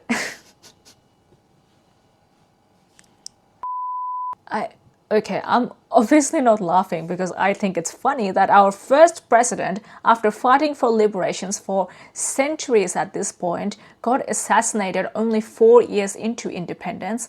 But at this point of making this video, I genuinely lost it. Like, it's just atrocities after atrocities that just keeps on going. When will this ever end? To this day, it's unknown who exactly did it, because it wasn't just one person but an entire group of people who was involved, who had beef with not just Mujib but his entire family, his bloodline essentially. There were groups dispersed all over Bangladesh killing Mujib, his family, his relatives. The only people who were spared were Mujib's daughters, Sheikh Hasina and Sheikh Rehana, only because they were studying abroad at the time. Since then, the country went through multiple coups, military seizures, and just overall instability with the government that carried on the legacy from the war in 1971 until in June of 1996, Sheikh Hasina became the first Prime Minister of Bangladesh under the political party of Awami League. Hasina ended up ruling Bangladesh for the next 16 years, and due to her prolonged service, she is often nicknamed the Iron Lady of Bangladesh. But don't be mistaken, because despite having such a long service, the administration under Hasina was anything but stable. If I had to sum up 16 years of Hasina's administration in one word, it would be fascism, probably more like authoritarianism.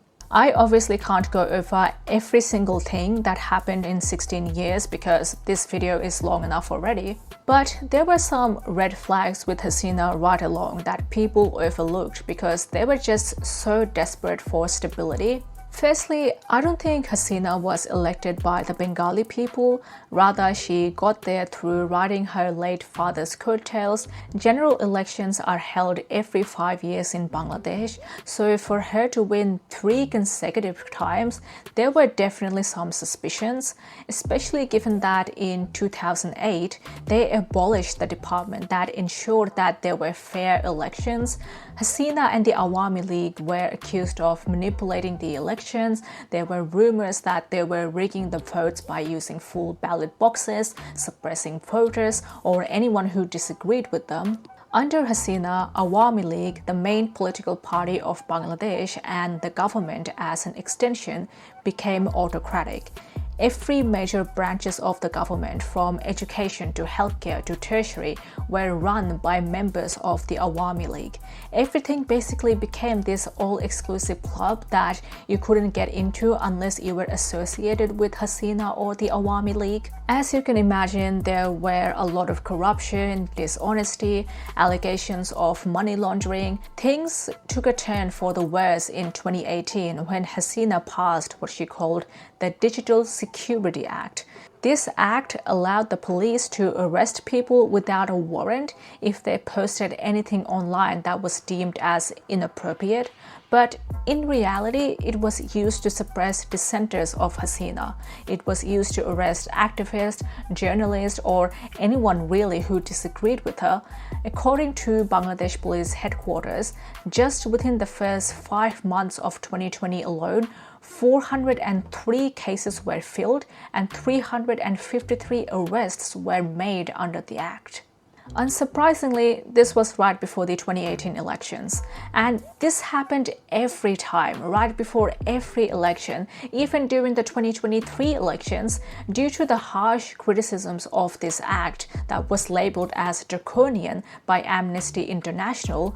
Hasina finally got rid of the Digital Security Act, only to replace it with Cyber Security Act. So it was the same thing, but under a different name. The censorship reached an absurd level when literal people started mysteriously disappearing in Bangladesh.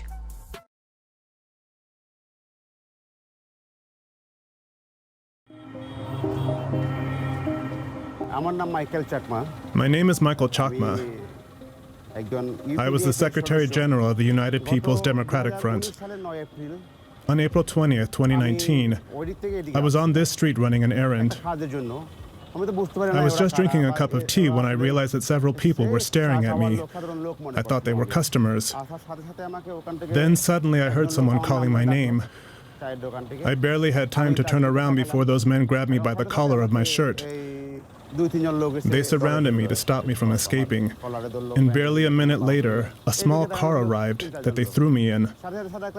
They then handcuffed me, took my bag, stole my phone, blindfolded me, and took me somewhere.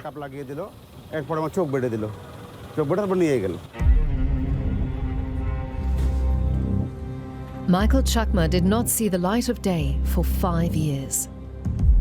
A defender of Buddhist minority rights in southern Bangladesh, he was abducted, detained, and tortured in a secret military intelligence prison. This issue of people mysteriously disappearing became so huge that a literal organization was formed addressing it. Maya Duck, or Mother's Call, is an organization founded and coordinated by Sanjida Islam Tulay, who got involved in this cause after her own brother, who worked for the opposition's political party in Bangladesh, got abducted by the Awami League. That day, 8 people were arrested by members of the Rapid Action Battalion. We have witnesses for each kidnapping. Some opposition members were woken up in the middle of the night and taken from their homes by force while their wives and children looked on. Every time we've asked for an explanation, the RAB has denied any involvement, although of course they were hardly going to confess. We were always prevented from lodging a complaint, and the Supreme Court never launched an investigation. We were on our own.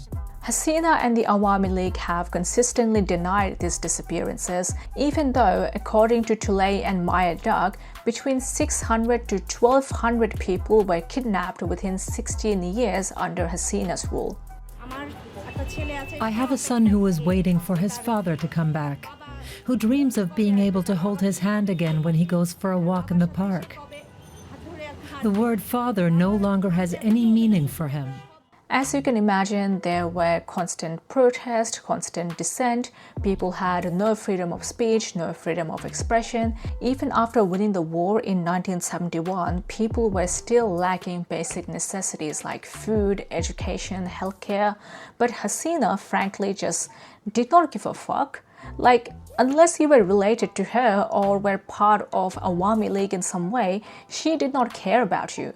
During this protest, she would order the military to open fire on her own people, break cars, people would be beaten to death. There would be curfews, hortals, which is basically like a strike where people from all walks of life would stop working. I still remember the day I left Bangladesh to move to Australia. It was the year 2013.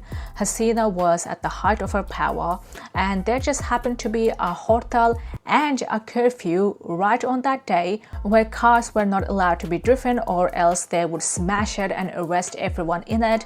The only exceptions were ambulances and fire brigade, so people got around it by hiring just random ambulances if they needed to go anywhere, even if they went sick. So that's how we made it to the airport to leave Bangladesh, by riding an ambulance.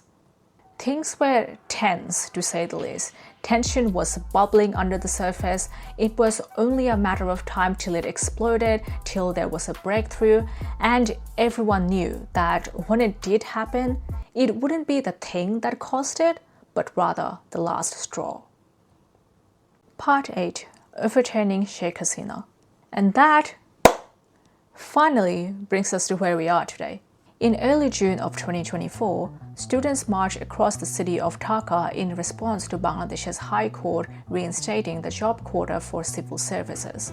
Due to Hasina's administration increasingly becoming autocratic, allegedly, one of its effects was that most of the government jobs were held by members of the Awami League or people who were related to Hasina in some way. But it wasn't like an unspoken thing, it was quite literally written in law. You see, government jobs in Bangladesh were some of the best jobs that you could have there, that provided stability, good pay, healthcare, travel allowances. But 30% of these jobs were reserved for the descendants of the country's freedom fighters, as in people who fought in the war in 1971. So, in some way, you were just born into the job. Your merit, qualifications, hard work, none of that mattered unless you were related to a freedom fighter. This was like the worst form of nepotism that you could have, and obviously the students in Bangladesh were not very happy about it. Due to the backlash against this quota system, the High Court of Bangladesh lifted it in 2023, but then decided to re-establish it due to the pressure from the families of freedom fighters, causing the students to take it out on the streets. This nepotism is unfortunately so prevalent in the education system of Bangladesh, which is a shame because education is held to such a high standard in our culture. But unless you had the connections, it absolutely did not matter how hard you worked. I remember back when I lived in Bangladesh, I went to like a special school that taught in both English and in Bengali, and I was only like 7 years old when I enrolled in this school, but still people were so incredibly competitive over grades. The teachers in those schools would literally run private classes that they called coaching for people who had the connections or people who could simply afford it because they were very expensive. But in these coaching sessions, they would literally give out answers to tests or provide insider information on what to study for because they knew what would be in tests or exams. Sometimes they would even be bribed for a better grade. The whole thing was so unfair because, like I said, it did not matter how hard you worked, how smart you were, unless you belonged to this all-exclusive club, you couldn't get an education. But as you can imagine, the stakes were much higher for the university students of Bangladesh who led this quota movement because their jobs, their healthcare, their entire livelihoods were on the line. Many were feeling hopeless, wallowing in despair. Some even moved out of the country in hopes for a better future. Hello? In 2024, Bangladesh's youth unemployment rate was nearly 16%, with 18 million people actively looking for work. And the Bangladesh's government employed about 2 million people, which at first it doesn't sound too bad, but when you take the country's population of 175 million, that's like less than 1%. This further proved the allegations of Hasina's government being autocratic.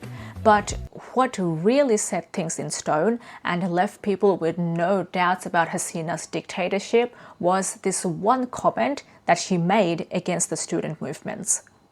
So by July, student protests have been going on for over a month now, largely with no response from Hasina or the Awami League party, until on 14th of July 2024, when Hasina was asked about it at a press conference, she decided to make this remark. মুক্তিযোদ্ধাদের নাতিপুতিরাও পাবে না, তাহলে কি রাজাকারের নাতিপুতিরা পাবে?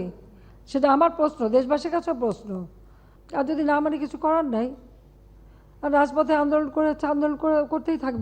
Hasina said, if the grandchildren of freedom fighters don't get quota benefits, would the grandchildren of Rajakars get the quota benefits? Okay.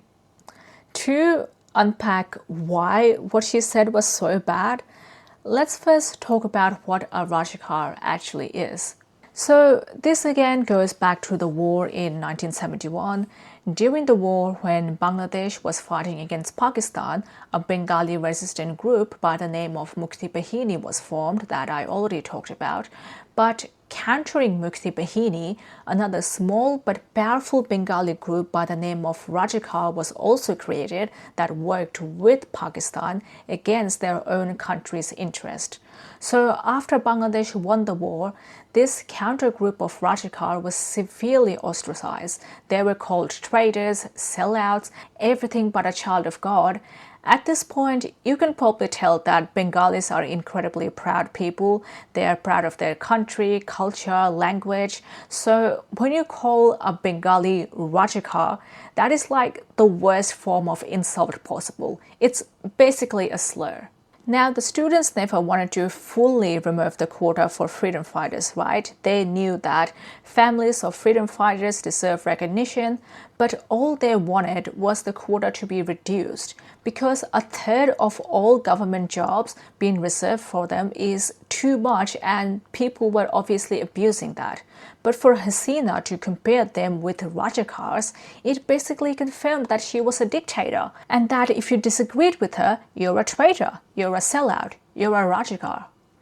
This was a moment before disaster. This is when all hell broke loose. I mean, before this, the student protests were mostly peaceful. They were just marching and doing sittings all over the country.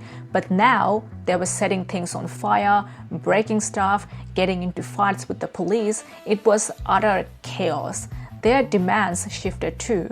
Before, they just wanted to get rid of the unfair quotas. Now, they wanted to get rid of Hasina altogether. In response, Hasina and her government doubled down even more through employing army against their own people. By the end of July, schools and universities were shut down. Public transport was shut down. There was a nationwide curfew. The police were arresting students at an astounding level. At its peak, internet was shut down all over Bangladesh with various social media sites banned. Ironically, that is when this case began to get worldwide attention. Bangladesh is under a nationwide curfew and internet blackout after a weekend of violent clashes between security forces and protesters. In Bangladesh, where the government has shut down all public and private universities indefinitely. Bangladesh, a country in turmoil and on the edge. Days of violent clashes between government forces and demonstrators have left over 187 people dead. By 1st of August 2024, it was estimated that 204 people were killed by the Bangladeshi police, 113 killed by live rounds of shooting, most of whom were shot in the head. But the Bengali people weren't going to back down just yet. Then finally, on 5th of August 2024, tens of thousands of people from all over Bangladesh marched towards the official parliament building of the capital Dhaka, where Hasina resided. The army initially tried to stop them, but that proved to be futile since there were too many of them and they were marching in masses. At this point, Hasina's own military leaders began to warn her that her safety may not be guaranteed as the military was running out of ammunition to stop the student protesters. The army eventually led the protesters into Hasina's residence, where they vandalized, looted, and destroyed Hasina's properties. Then, by afternoon of the same day, Hasina resigned and fled the country. Almost 9 weeks of protesting, with its final 20 days being the deadliest, is what it took to take down 16 years of Hasina's administration. Along with more than 400 dead, over 3,000 arrested, and a revenue of $1.2 billion lost due to nationwide curfews and protests. But Bangladesh was finally free from Hasina. Over 50 years ago, it was the freedom fighters of Bangladesh that fought against Pakistan for a liberated Bangladesh. Today, it is the descendants of those same freedom fighters who led the movement against the fascist rule of Hasina. What we've been through is incredible. Even as we live it, we're realizing the importance of this moment. We could die today and have no regrets. It's been indescribable.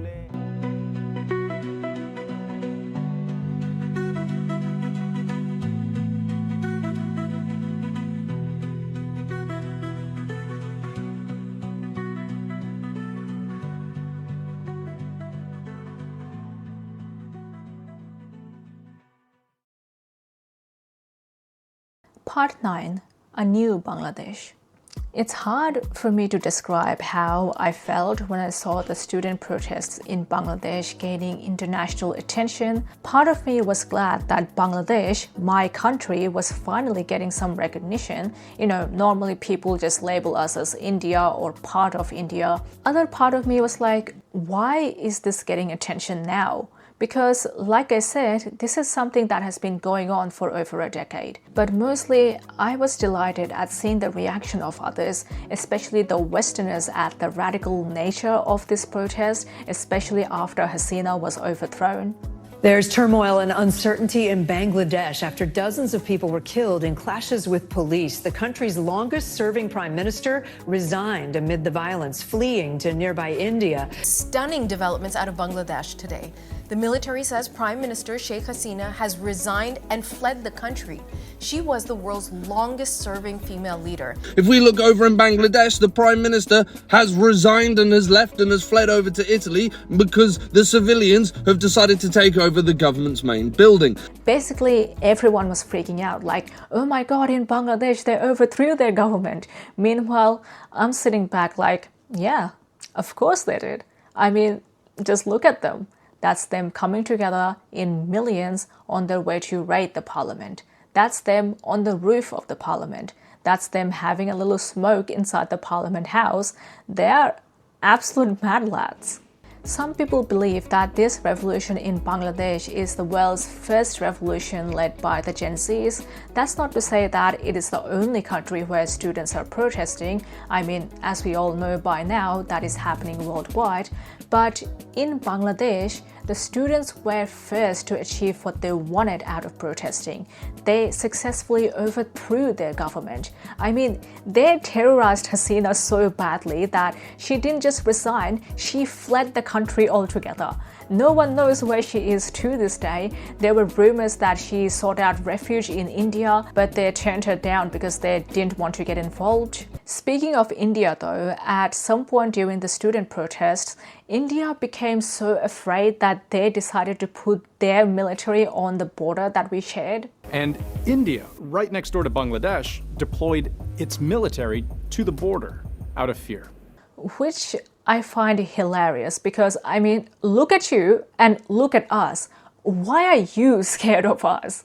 But I feel like at this point, India must be so fed up. We're their wacky neighbor that's always breaking shit and causing problems. They're probably just like, oh well, our neighbor's doing another revolution again. What are we gonna do? But now, with Hasina overthrown, the big question is, what comes next? What will happen to Bangladesh? While many Bengalis are celebrating Hasina's resignation, hailing 5th of August as their second Independence Day where a new Bangladesh or Bangladesh 2.0 was formed, as of now, things are still uncertain.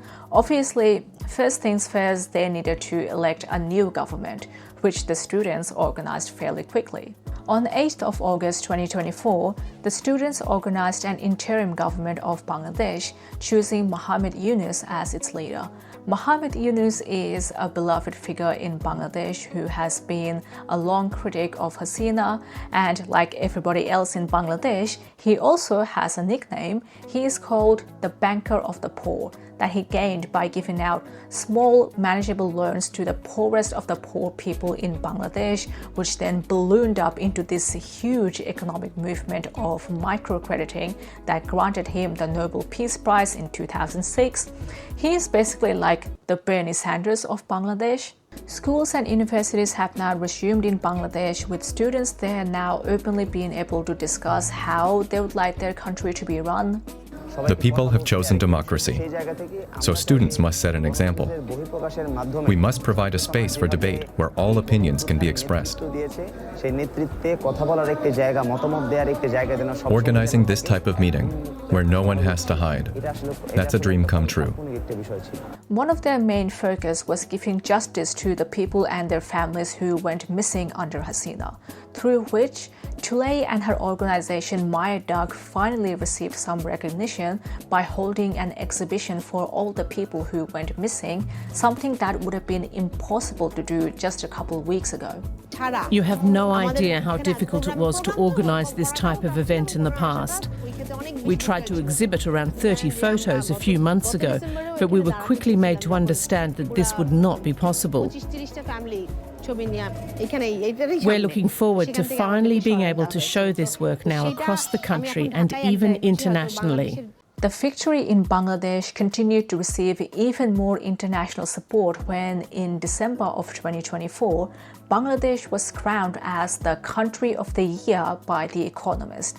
The Economist's Country of the Year award is given to the country that has improved the most in just 1 year, and Bangladesh won by a landslide when it came to that, as according to The Economist, the winner toppled a tyrant and seems headed for something better. Muhammad Yunus, thank you so much for joining us, and congratulations on Bangladesh winning the Economist's Country of the Year award. We give this each year to the most improved country in the world. How do you feel about Bangladesh coming top? We're delighted. We feel very proud that we really made a big change because of the student uprising that took place. And from then on, we are saying we are creating a new Bangladesh. Now, I still don't want to speak too soon or jump to conclusions, since we are talking about Bangladesh after all, and they have yet to hold their general election for the first time after Hasina's resignation, which is apparently happening late this year or early next year. But I have been following this news very closely, and it's been a good couple months now, and things are still looking very promising. Probably because this time around they're actually getting down to the root of the issue instead of turning to temporary band-aid solutions. People need to understand that we've changed the government and there's no turning back. We didn't just take down a regime dominated by one political party only to replace it with something similar. The entire political system in this country needs a complete overhaul. It's been so satisfying for me to watch Bangladesh grow to come this far. I think the last time Bangladesh received this much attention was back in 2013, when an 8-story garments building by the name of Rana Plaza collapsed, killing thousands of people. Normally, when Bangladesh does get attention, it's for something negative or tragic, so it's been so refreshing to see them get recognized for something positive for once, for being this radical, revolutionary country that stood up against their own leader. But then it got me thinking, why can't we do this here? In the so-called leftist, socialist movements here in the West, there is always the talk of having a revolution, of overthrowing the government, electing socialist leaders, getting to the root of the problem. Well, the people in Bangladesh, despite being worse off than any Western first world country, have actually done it. They have actually done the thing that the most Western leftists can only dream of, which is a revolution. And this is not just Bangladesh. Plenty of countries in the East, whether it be South Koreans fighting martial law late last year, or even in the east of Europe, Serbians protesting against their corrupt government that is still going on as of making this video. The difference between the leftist movements in the East versus in the West are astronomical.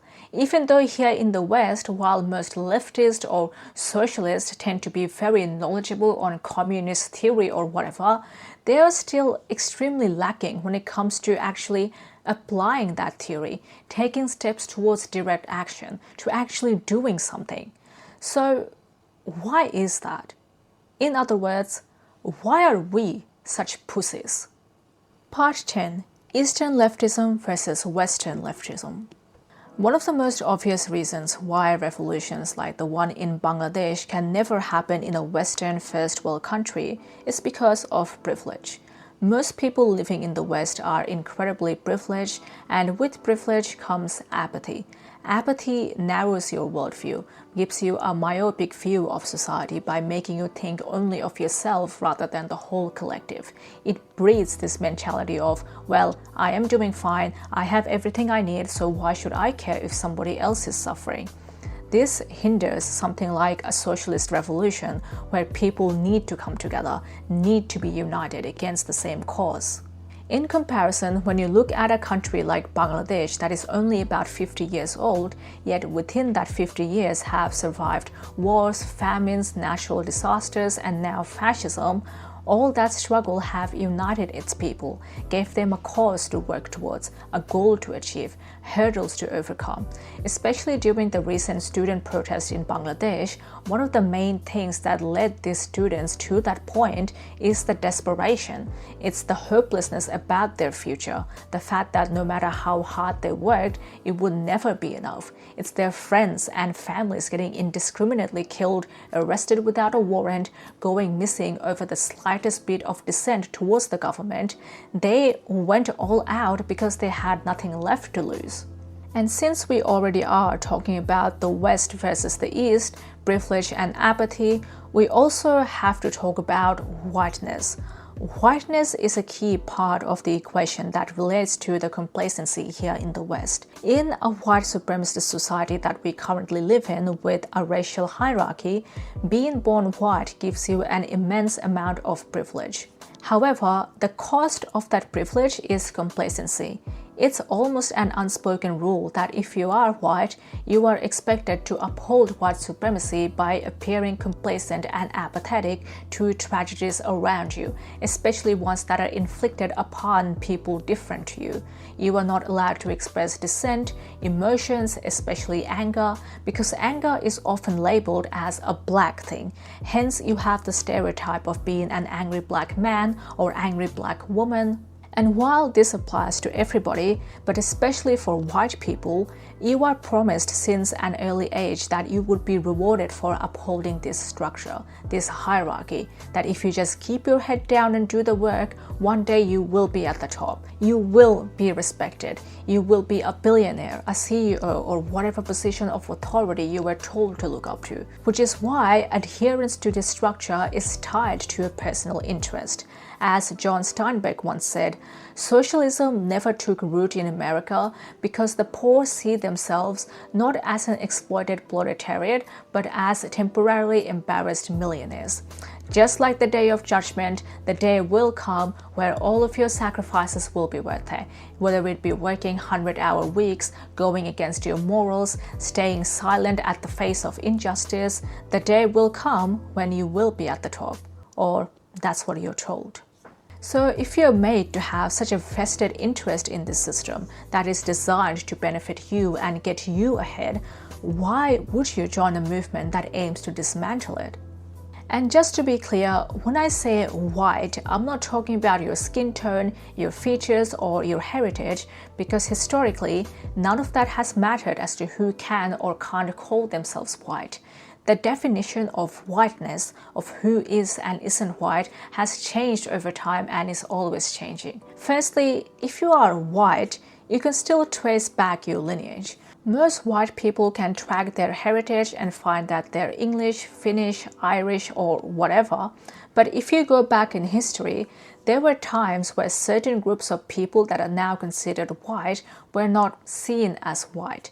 If you're Italian, for example, at some point in history, Italians were not considered white, Jewish people were not considered white, the Irish were not seen as white, even Germans were not seen as white.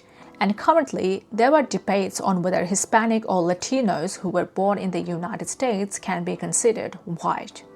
The reason whiteness is such an abstract and nebulous concept with definitions of who can be white always changing is because whiteness is not a real thing. It's a measure of purity. It's a way for people in power to maintain their position of power.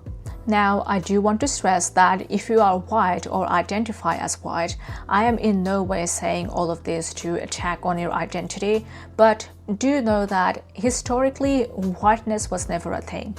If you look at ancient Europe, for example, something that is seen as the pinnacle of whiteness today, back then different groups of the supposed white people, whether they be the Celts, the Saxons, Vikings, Romans, or whoever, did not share this identity of whiteness.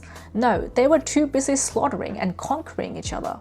Even scientifically, there is no such thing as race. There is no specific gene or DNA that determines what race you would be. So the actual concept of whiteness is a political one. It's a form of exclusivity. It's a way for people in power to maintain their power. This is also one of the reasons why white culture isn't really a thing. There aren't really any key indicators of white culture like there is of, say, African American culture or Indian culture, aside from memes about white people not being able to dance or finding toothpaste too spicy. But these aren't really signifiers of a culture. The reason for that is whiteness is hard to define. There is no real definition of whiteness outside of white supremacy, genocidal context, because being white is defined by what you are not versus what you are, in particular, what black people are. Because that is where the concept of whiteness really came from, to justify chattel slavery against African people and other people of color. And after the emancipation of slavery, it was used to divide poor white people and freed African slaves, all while they both were being exploited by the ruling class. As President Lyndon B. Johnson once said, "If you can convince the lowest white man he is better than the best colored man, he won't notice that you're picking his pocket. Hell, give him somebody to look down on and he'll empty his pockets for you." I can go on about this for hours, but for now, if you'd like to learn more, I'll link this article in my sources that I found was really helpful. It goes on to say how in the 1600s, during chattel slavery, the concept of whiteness was invented to justify the inhuman treatments of African slaves, prior to which being white wasn't really a thing.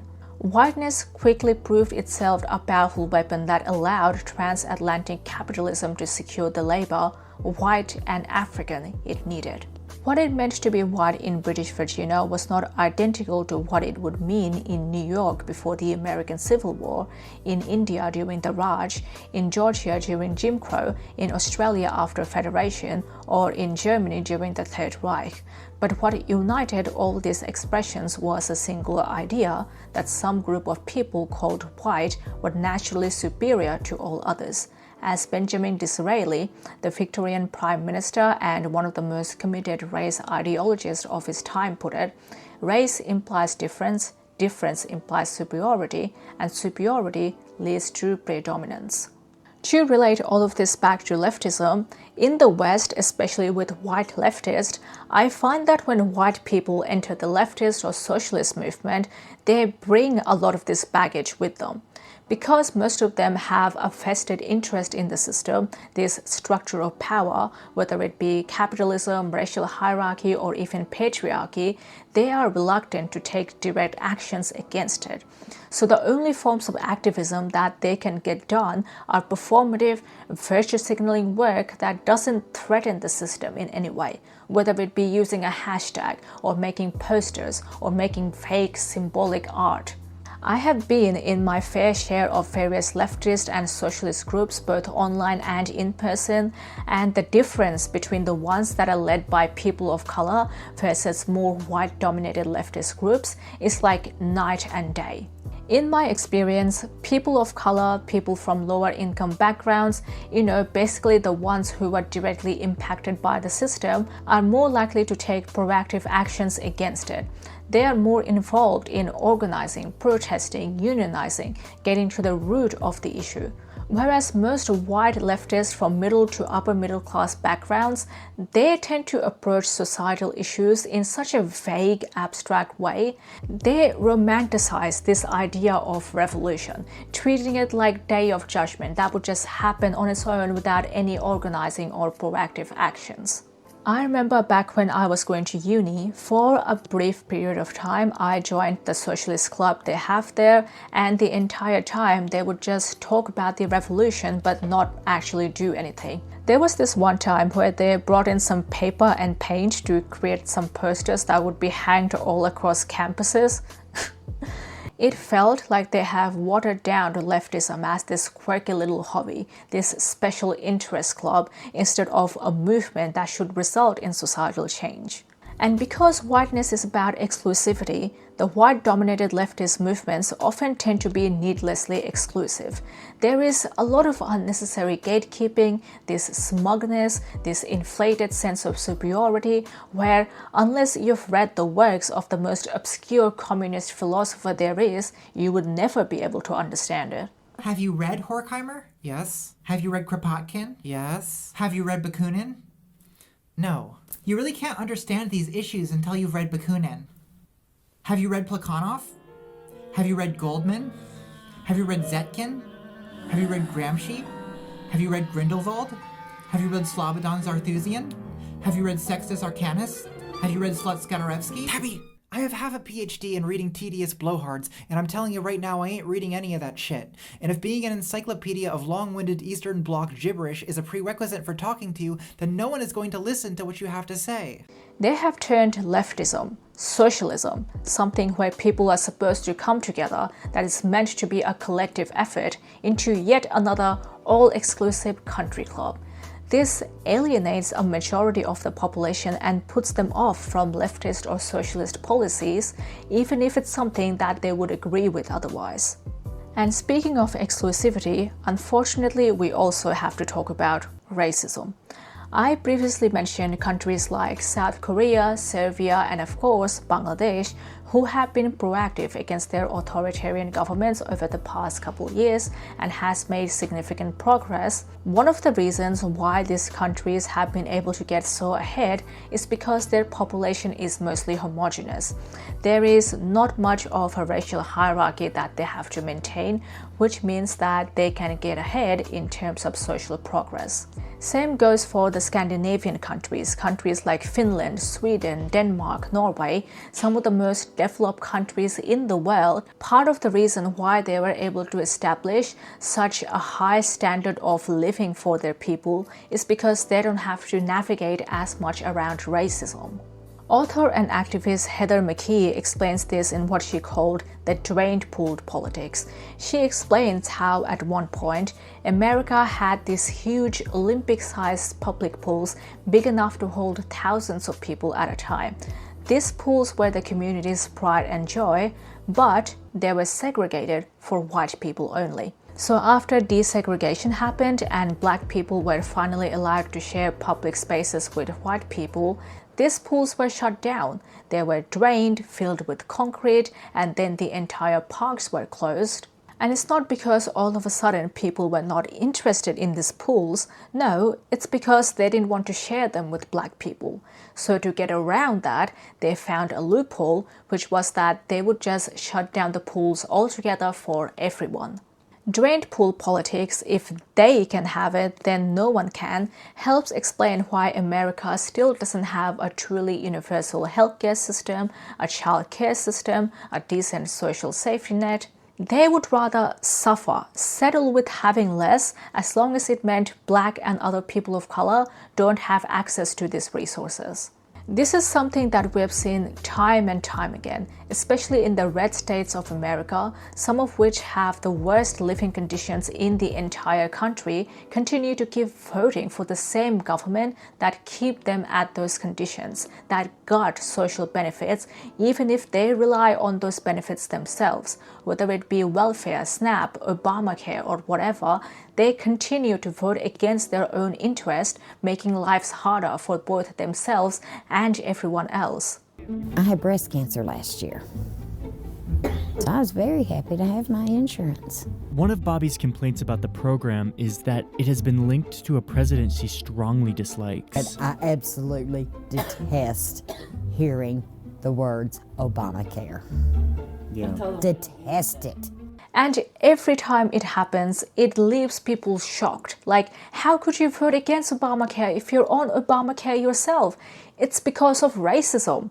It's not that they're against social benefits, it's that they're against black people having them. Which is why they act so shocked when they end up suffering too under these draconian laws, when they too lose their healthcare, lose their welfare, lose their social benefits, get their faces eaten by leopards after voting for the leopards eating people's faces party. Because all this time, they thought they would be the exception, that the typical rules would not apply to them, that their whiteness would be enough to protect them. You know, just like how Steinbeck said that socialism doesn't work in America because most Americans see themselves as temporarily embarrassed millionaires instead of the exploited proletariat, it also doesn't work because most Americans, especially poor white Americans, see themselves as temporarily on the bottom of this racial hierarchy. They want to be at the top of this racial hierarchy where they can be superior to black and brown people, even if it means to throw themselves under the bus by voting for the most socially destructive policies imaginable. But going back to leftism, most leftist groups are not willing to have this conversation.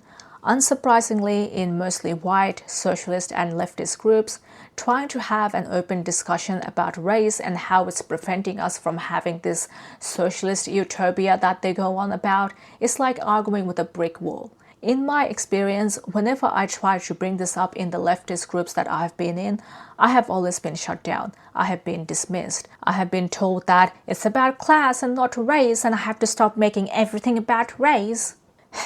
Unless we can talk about how race plays a role in preventing socialist policies from being implemented, from having a socialist government, I personally can't see ourselves moving forward.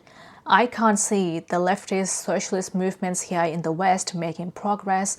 I can only imagine them going in circles, rambling on about a revolution that is just as likely to happen as the Day of Judgment. So, you know what? Why don't you go and have your revolution? The revolution that you so romanticize, that you're so certain will happen to the point you even refuse to vote in the recent US election, go do it. If you're really in for leftism, now is the time to show it. Lead by example and go have your revolution. All that I ask is that you leave people of color, especially black women, out of it. We won't be coming to save you all anymore. We are done. We have had enough.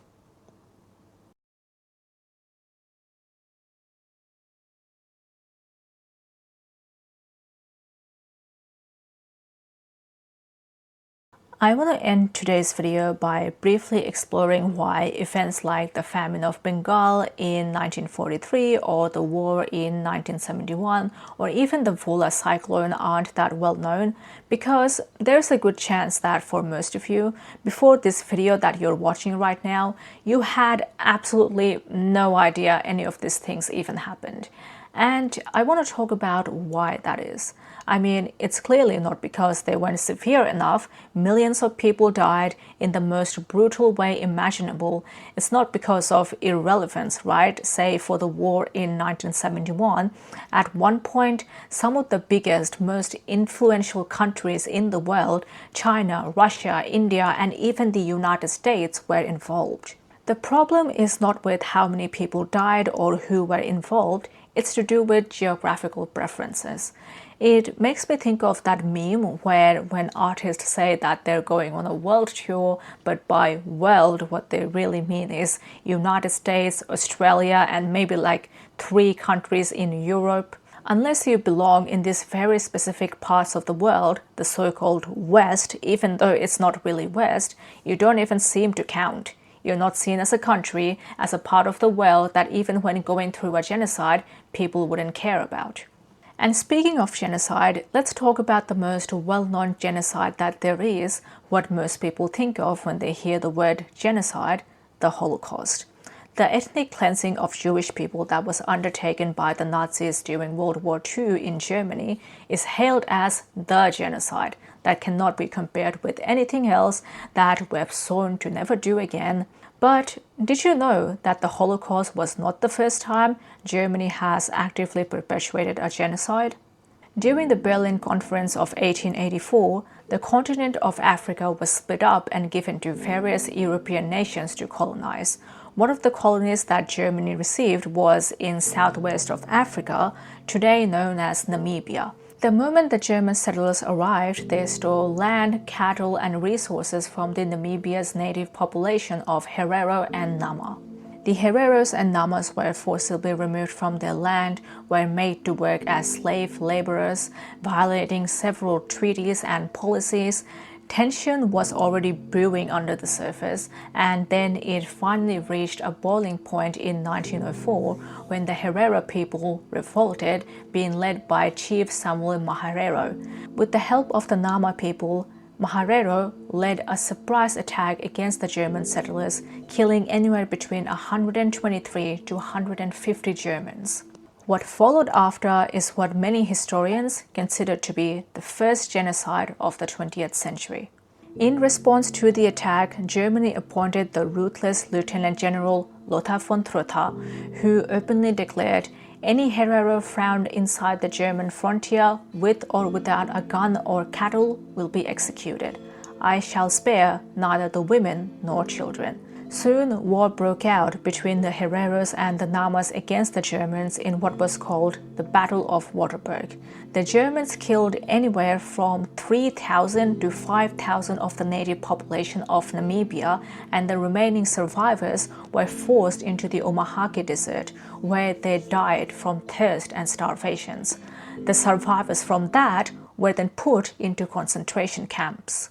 The Shark Island concentration camp was one of the 5 concentration camps in the German colonies of Southwest Africa, and it was said to be the most brutal one. Located in the Shark Island of Lüderitz, which was often referred to as the Death Island, the prisoners at this camp rapidly died off of diseases, malnutrition, starvation.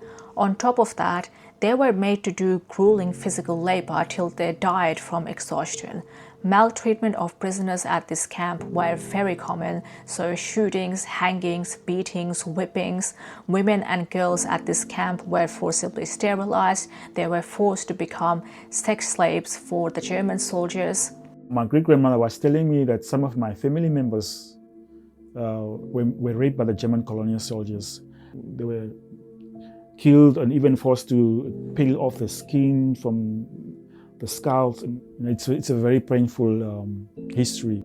But even after their deaths, Herero and Nama people were not spared, as their bodies would be used to perform medical experiments and were used for research to justify scientific racism and eugenics. Organs and body parts from the dead bodies were used to conduct experiments. It is estimated that around 300 skulls of Herero and Nama were sent off to Germany for further experimentation. This only stopped after Germany lost its African colonies after World War I, but it is estimated that nearly 100,000 Hereros and Namas were killed between 1904 and 1907, which made up 80% of the native population in Namibia. I hope it goes without saying that the resemblance between what happened in Namibia and the Holocaust is uncanny. The Namibian genocide in the early 19th century set the precursor to the genocide of Jewish people during the World War II that happened just 30 years later. The atrocities committed at the Shark Island concentration camp foreshadowed what was to come in camps like the Auschwitz and many others. In fact, many of the so-called researchers of the Namibian concentration camps later on became professors of eugenics. Eugen Fischer, for example, was one of the field researchers of the Shark Island concentration camp who later on in life became a professor of eugenics and joined the Nazi Party, with many of his students also becoming the experimentators of the Nazi concentration camps.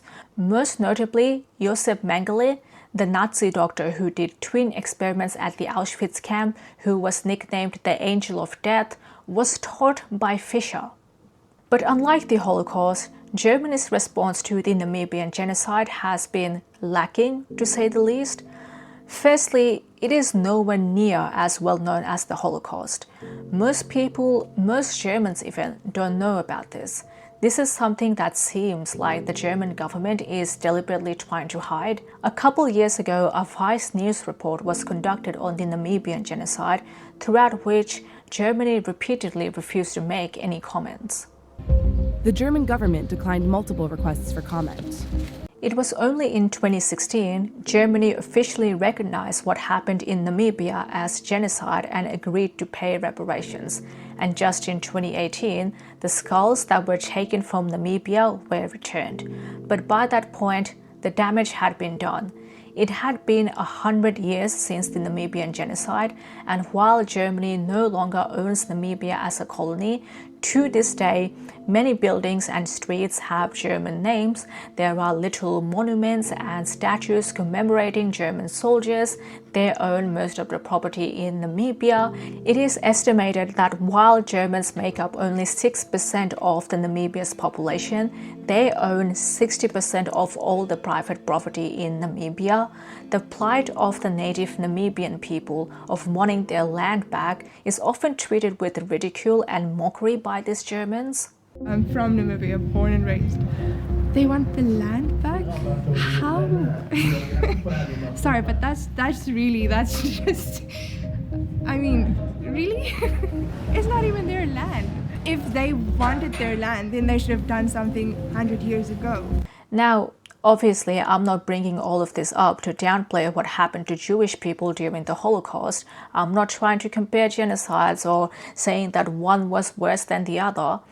But what I do want to question is the difference in how both of these genocides are treated. So, you actually had two genocides that was done by the same country using pretty much the same methods. Why is one held to such a different standard than the other? Why is one regarded as the poster child of the genocide, condemned worldwide, is sworn to never happen again, but the other, most people don't even know about? The answer is something that I think we all know at the back of our minds but wouldn't say out loud. It's one of those unspoken things that, if you know, you know. Baz sums it up in the Blood Telegram. Bangladesh is far away, poor, brown. The place is all too easily ignored or mocked. The real reason why Holocaust, or the ethnic cleansing of the Jewish people during World War II, is so condemned, so frowned upon, is not because genocide is bad or ethnically cleansing an entire group of people is wrong, but because it was done to the wrong kinds of people in the wrong part of the world. When they said never again, what they really meant is never again to that specific group, to people of that specific religion, race, ethnicity, in that specific place, but for everybody else in those other parts of the world, it's completely fine. This sort of erasure of atrocities perpetuated against a group of people has long-term consequences. Over time, with the lack of context, history, and reparations, the aftermath of these tragedies becomes the identity of these people. They become known to the world as these sickly, poverty-ridden beings who aren't even human.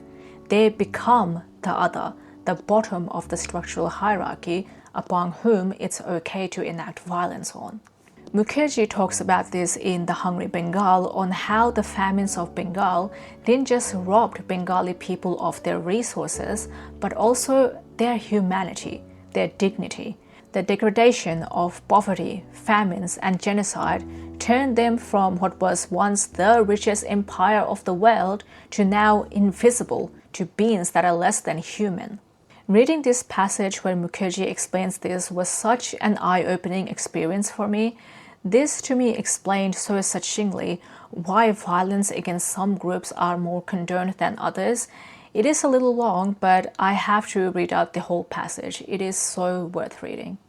In this cycle of violence, there is perhaps no more relentless means of degradation and no more punishing form of systemic violence than the protracted, multidimensional, and cross-generational disfigurement of bodies, minds, and communities through chronic material deprivation.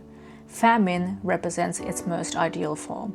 To make the other represent something truly less than human, a walking aberration, a death before the fact, a skeletal zombie, crazed by hunger, grief, incapacity, collapse, may even, on some deep level, be connected to the very psychology of power itself. When we look at famine victims, we are always shocked. They don't even look quite human. Stick figures etched in relief against a barren stretch of earth. Famine is the representation, in relief, of power at its fiercest. It is to make human beings mere insects, crushed beneath the boot of power. Moreover, the dehumanization that famine achieves is pervasive and extends beyond the direct victims themselves. Society itself goes gaunt. Compassion withers. Unheeded pleas echo in dreams and walking gestures. Survivor bears guilt. Guilt breeds contempt, and so more violence. Famine defines a class. Against all comers can do violence, and so generates a hierarchy of violence from that starting point. The number of stories that I have come across of relatively random acts of violence committed against the most wretched of Bengal's population is truly astounding and deeply disturbing. Man-made famine is a sort of eerie missive of power that announces a suspension of humanity and a revocation of the social contract. Over time, through the constant dehumanization and degradation, your image becomes associated with poverty and suffering, with any semblance of who you were before, no matter how wealthy, prosperous, successful, being left behind. During the research of this video, I came across this lecture by political scientist Michael Parenti. Because these countries and the people in them are now seen as less than human, it justifies their exploitation and oppression. Parenti summed it up as, the third world countries are not underdeveloped, they are overexploited. Namely, that the third world is not poor. You don't go to poor countries to make money. There are very few poor countries in this world. Most countries are rich. The Philippines are rich. Brazil is rich. Mexico is rich. Chile is rich. Only the people are poor.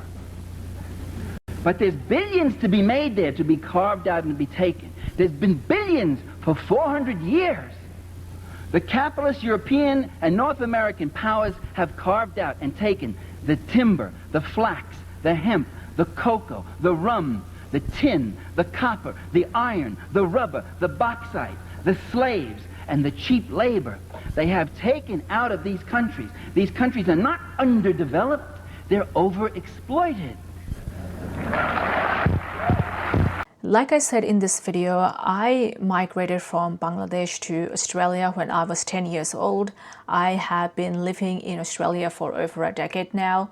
During that time, my family and I worked really hard to settle, to pass all the tests, get the right documents, learn the language, basically everything that immigrants are told to do in order to fit in and avoid discrimination, to be the model minority, one of the good ones. And while my experience has mostly been good, there were definitely some times I felt that I was less than, that I didn't belong. To this day, many people would fail to recognize Bangladesh as its own country. After all that we've been through to achieve independence, to be our own nation, we still get labeled as India or part of India, which no shade to India, obviously, but I feel that it does undermine what we've been through. I have had cases where when I would tell people that I am from Bangladesh, they would proceed to argue about how Bangladesh isn't a real country and it's just India, as if I wasn't born there. I had one tutor at uni who asked me where I was from. When I said that I was from Bangladesh, she went on a rant about how much she hated India and how she would never travel there, which, okay, I am not even from there, but go off, I guess. But the worst experience I had was definitely in primary school after I had just migrated. Obviously, being the new kid at the school, people had a lot of questions about where I came from, and most people haven't heard of Bangladesh before. For many of them, I was like the first Bengali person that they have ever met. I was ready to tell everyone about Bangladesh, to anyone who would listen. I don't know if it was because I was a little homesick at the time, but believe it or not, despite everything, I do kind of like my country. It's obviously not perfect, but I think we still have a lot of things to be proud of, but some people did not like that. So for one of the classes, we had to make a presentation comparing a first world country versus a third world country. The class was split into two groups. One group did first world, the other did third world. When it came to finally presenting in front of class, the third world group went first. And for their third world country, they decided to do Bangladesh.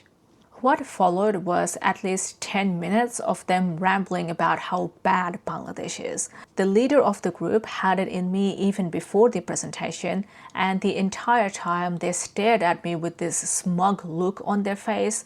In front of the teachers, the entire class, they had pictures of some of the worst parts of Bangladesh, the slums, the pollution, the destroyed architecture that never got fixed since the war, up on this huge projector as they went on and on about how Bangladesh is one of the poorest, most polluted and populated country in the world. It has one of the lowest standards of living, lowest GDPs in the world, and one of the worst infrastructure in the whole world.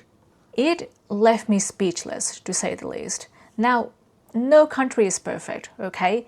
Every country has its problems, has its bad parts. Even where I live currently, in Australia, there is pollution, there are homeless people, there are ghettos even in Australia, but it wouldn't be fair to judge the entire country just based on that, would it? Secondly, like I said, because most people don't know what countries like Bangladesh have been through, the history, the context of it, they only look at the aftermath and judge based on that.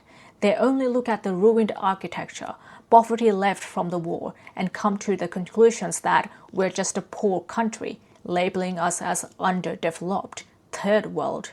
When that is not the case at all. Like I said at one point, Bengal was the richest province in the world.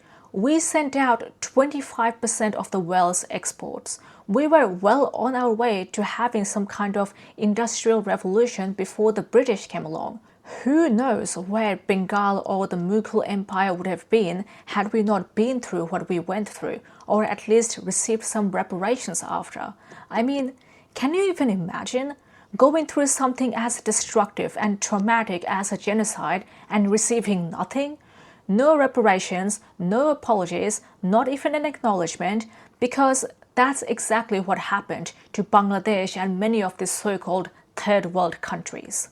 And to this day, these countries are being exploited for their resources, whether it be through the illegal mining in Congo or the fast fashion industry in Asia. The only chance left for the people in these countries to have a good life is to migrate. But even then, that's still not good enough. Because when they come here in search for a better life, they get ostracized, excluded, treated as second-class citizens. They are called degrading names like aliens, outsiders, illegal. They get scapegoated for all the evils in society, for stealing jobs, doing crime, replacing the white race. When they try to learn the language, they are mocked for their accent.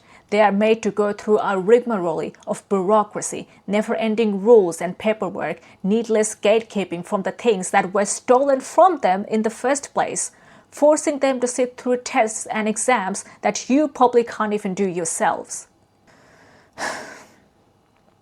The first world developed countries in the West are hailed as these heavens that have the highest living standards in the world.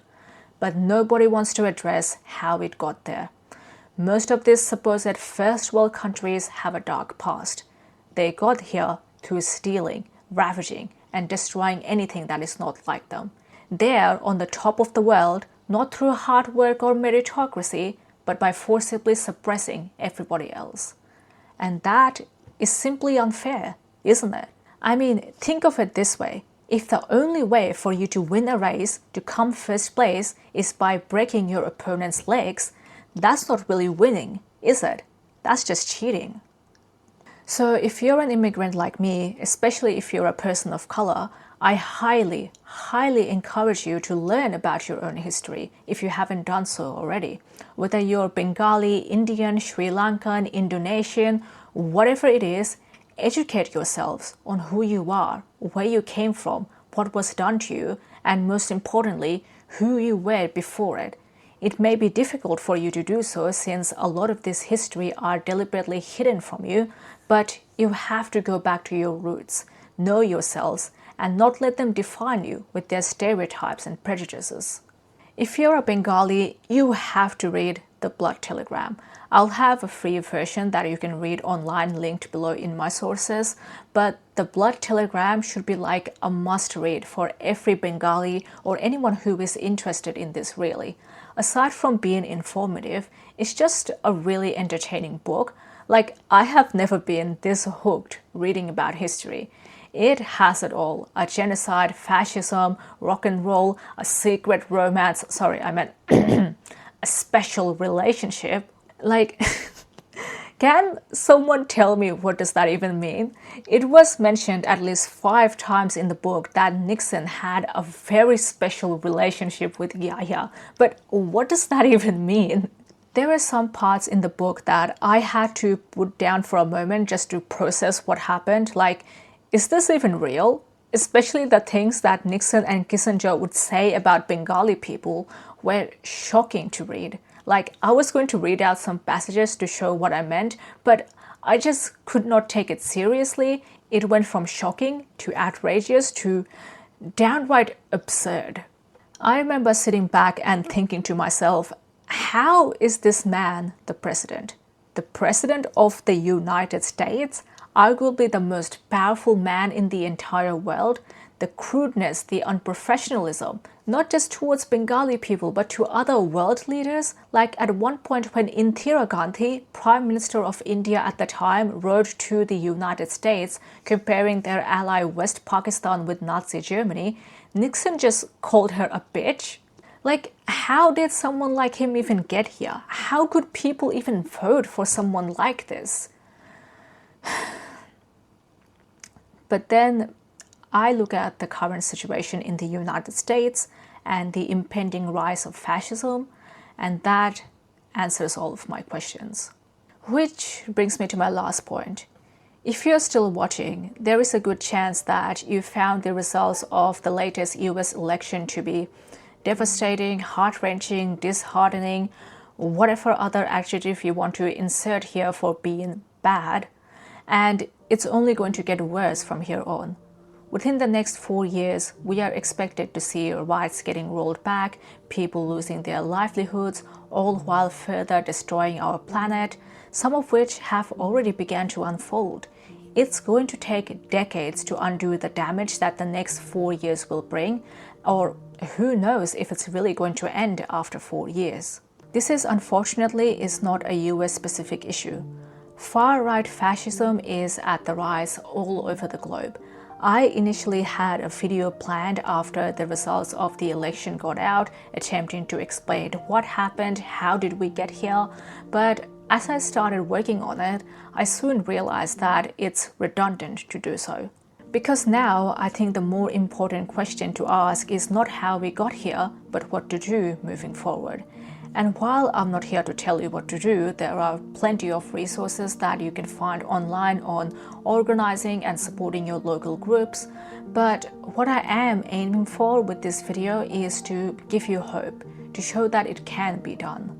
I know from the way some leftists talk about revolution, they make it sound like this impossible thing, this force of nature that you have to sit around waiting, twiddling your thumbs till it happens, when that is not the case. Revolutions don't just happen, they take work, years or maybe even decades of activism till a breakthrough happens. But the thing that causes that breakthrough is not just one thing, but rather the last straw after decades of work. In Bangladesh's case, it was the job quota. While Bangladesh received the most coverage during last year's student protests, the reality is that the students of Bangladesh have been protesting for quite some time. There were some snippets, some pictures that went viral over the last couple of years. This photo, for example, was taken after 4 Bengali women were raped by Hasina's guards. So when they went protesting, they had all these students guarding and protecting them as they marched on the streets. Even when the students were peacefully marching on the streets, they would get attacked by Hasina's guards, leading to further retaliation, death, or permanent disability. This one student, for example, had his eyes gouged out by Hasina's guards, and as his friends were carrying him, they wrapped his eyes with a Bengali flag. Both of these photos were taken more than 7 years ago. Even as I was coming to Australia over 10 years ago, I had to travel to airport on an ambulance because Hasina's government had ordered a curfew where they banned all the cars, only making exceptions for ambulances and fire trucks. This is something that has been going on for over a decade. The students in Bangladesh were at it for years, putting in consistent work, and it has finally paid off. And that's what we need to do. Now, I'm obviously not telling you to be reckless or put yourselves in life-threatening situations, but you have to do your part, no matter what it is. If you really stand for leftism and socialism, now is the time to show it. This is something that will require collective effort. People from all backgrounds, from politics to music, need to get involved. If you have a platform, you need to speak up, regardless of what your niche is. Only then we can achieve the socialist revolution that we can only dream of. My life changed in just a few weeks. I never imagined I'd end up where I am now. Everyone thought that our generation was not politicized, that we were egocentric, individualistic, careerist, that we only thought of our own interests and that we're indifferent to the problems that plague our country. Considering this, the involvement of young people in this revolution has been all the more remarkable. I mean, after all, if a country like Bangladesh can do it, despite all that it has been through, what's stopping you?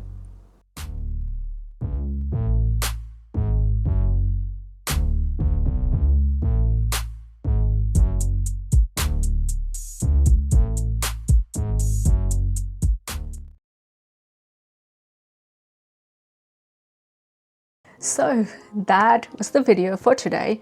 Whew, that was a long one, wasn't it? The funny thing is that despite how long this video was, even if I titled the video as the full story of Bangladesh, this was nowhere near everything that happened.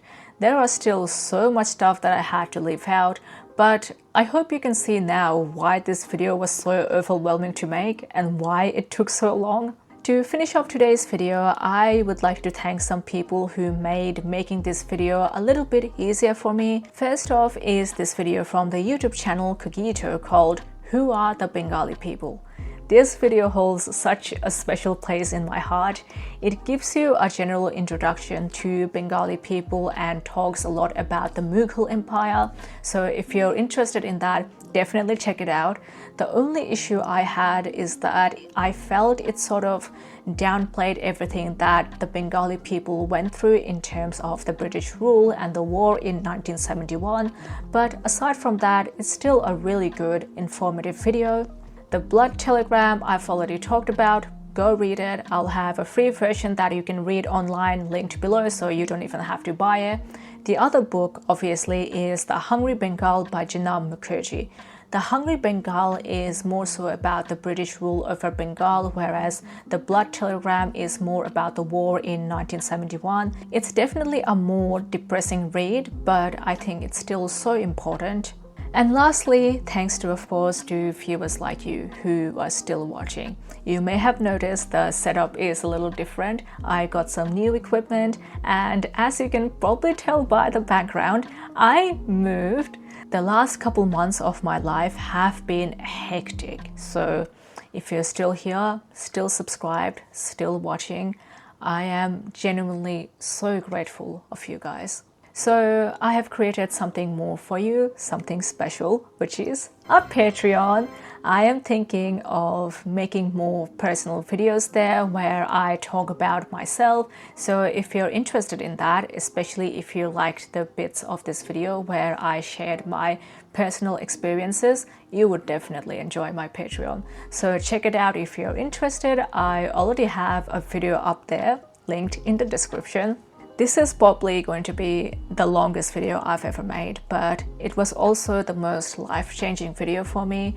Even if you're not Bengali yourself, I think there is something of value to be learned from a group of people who have been through so much and yet still came to the top. Overthrowing their fascist government, electing socialist leaders, becoming the country of the year. Without going too much into it, late last year when I started working on this video, I was going through it. I was in such a dark place. But as I started working on this video, reading books like The Blood Telegram and The Hungry Bengal, it was such an eye-opening, transformative experience for me that led to personal growth. Especially the last sentence of The Hungry Bengal literally made me tear up.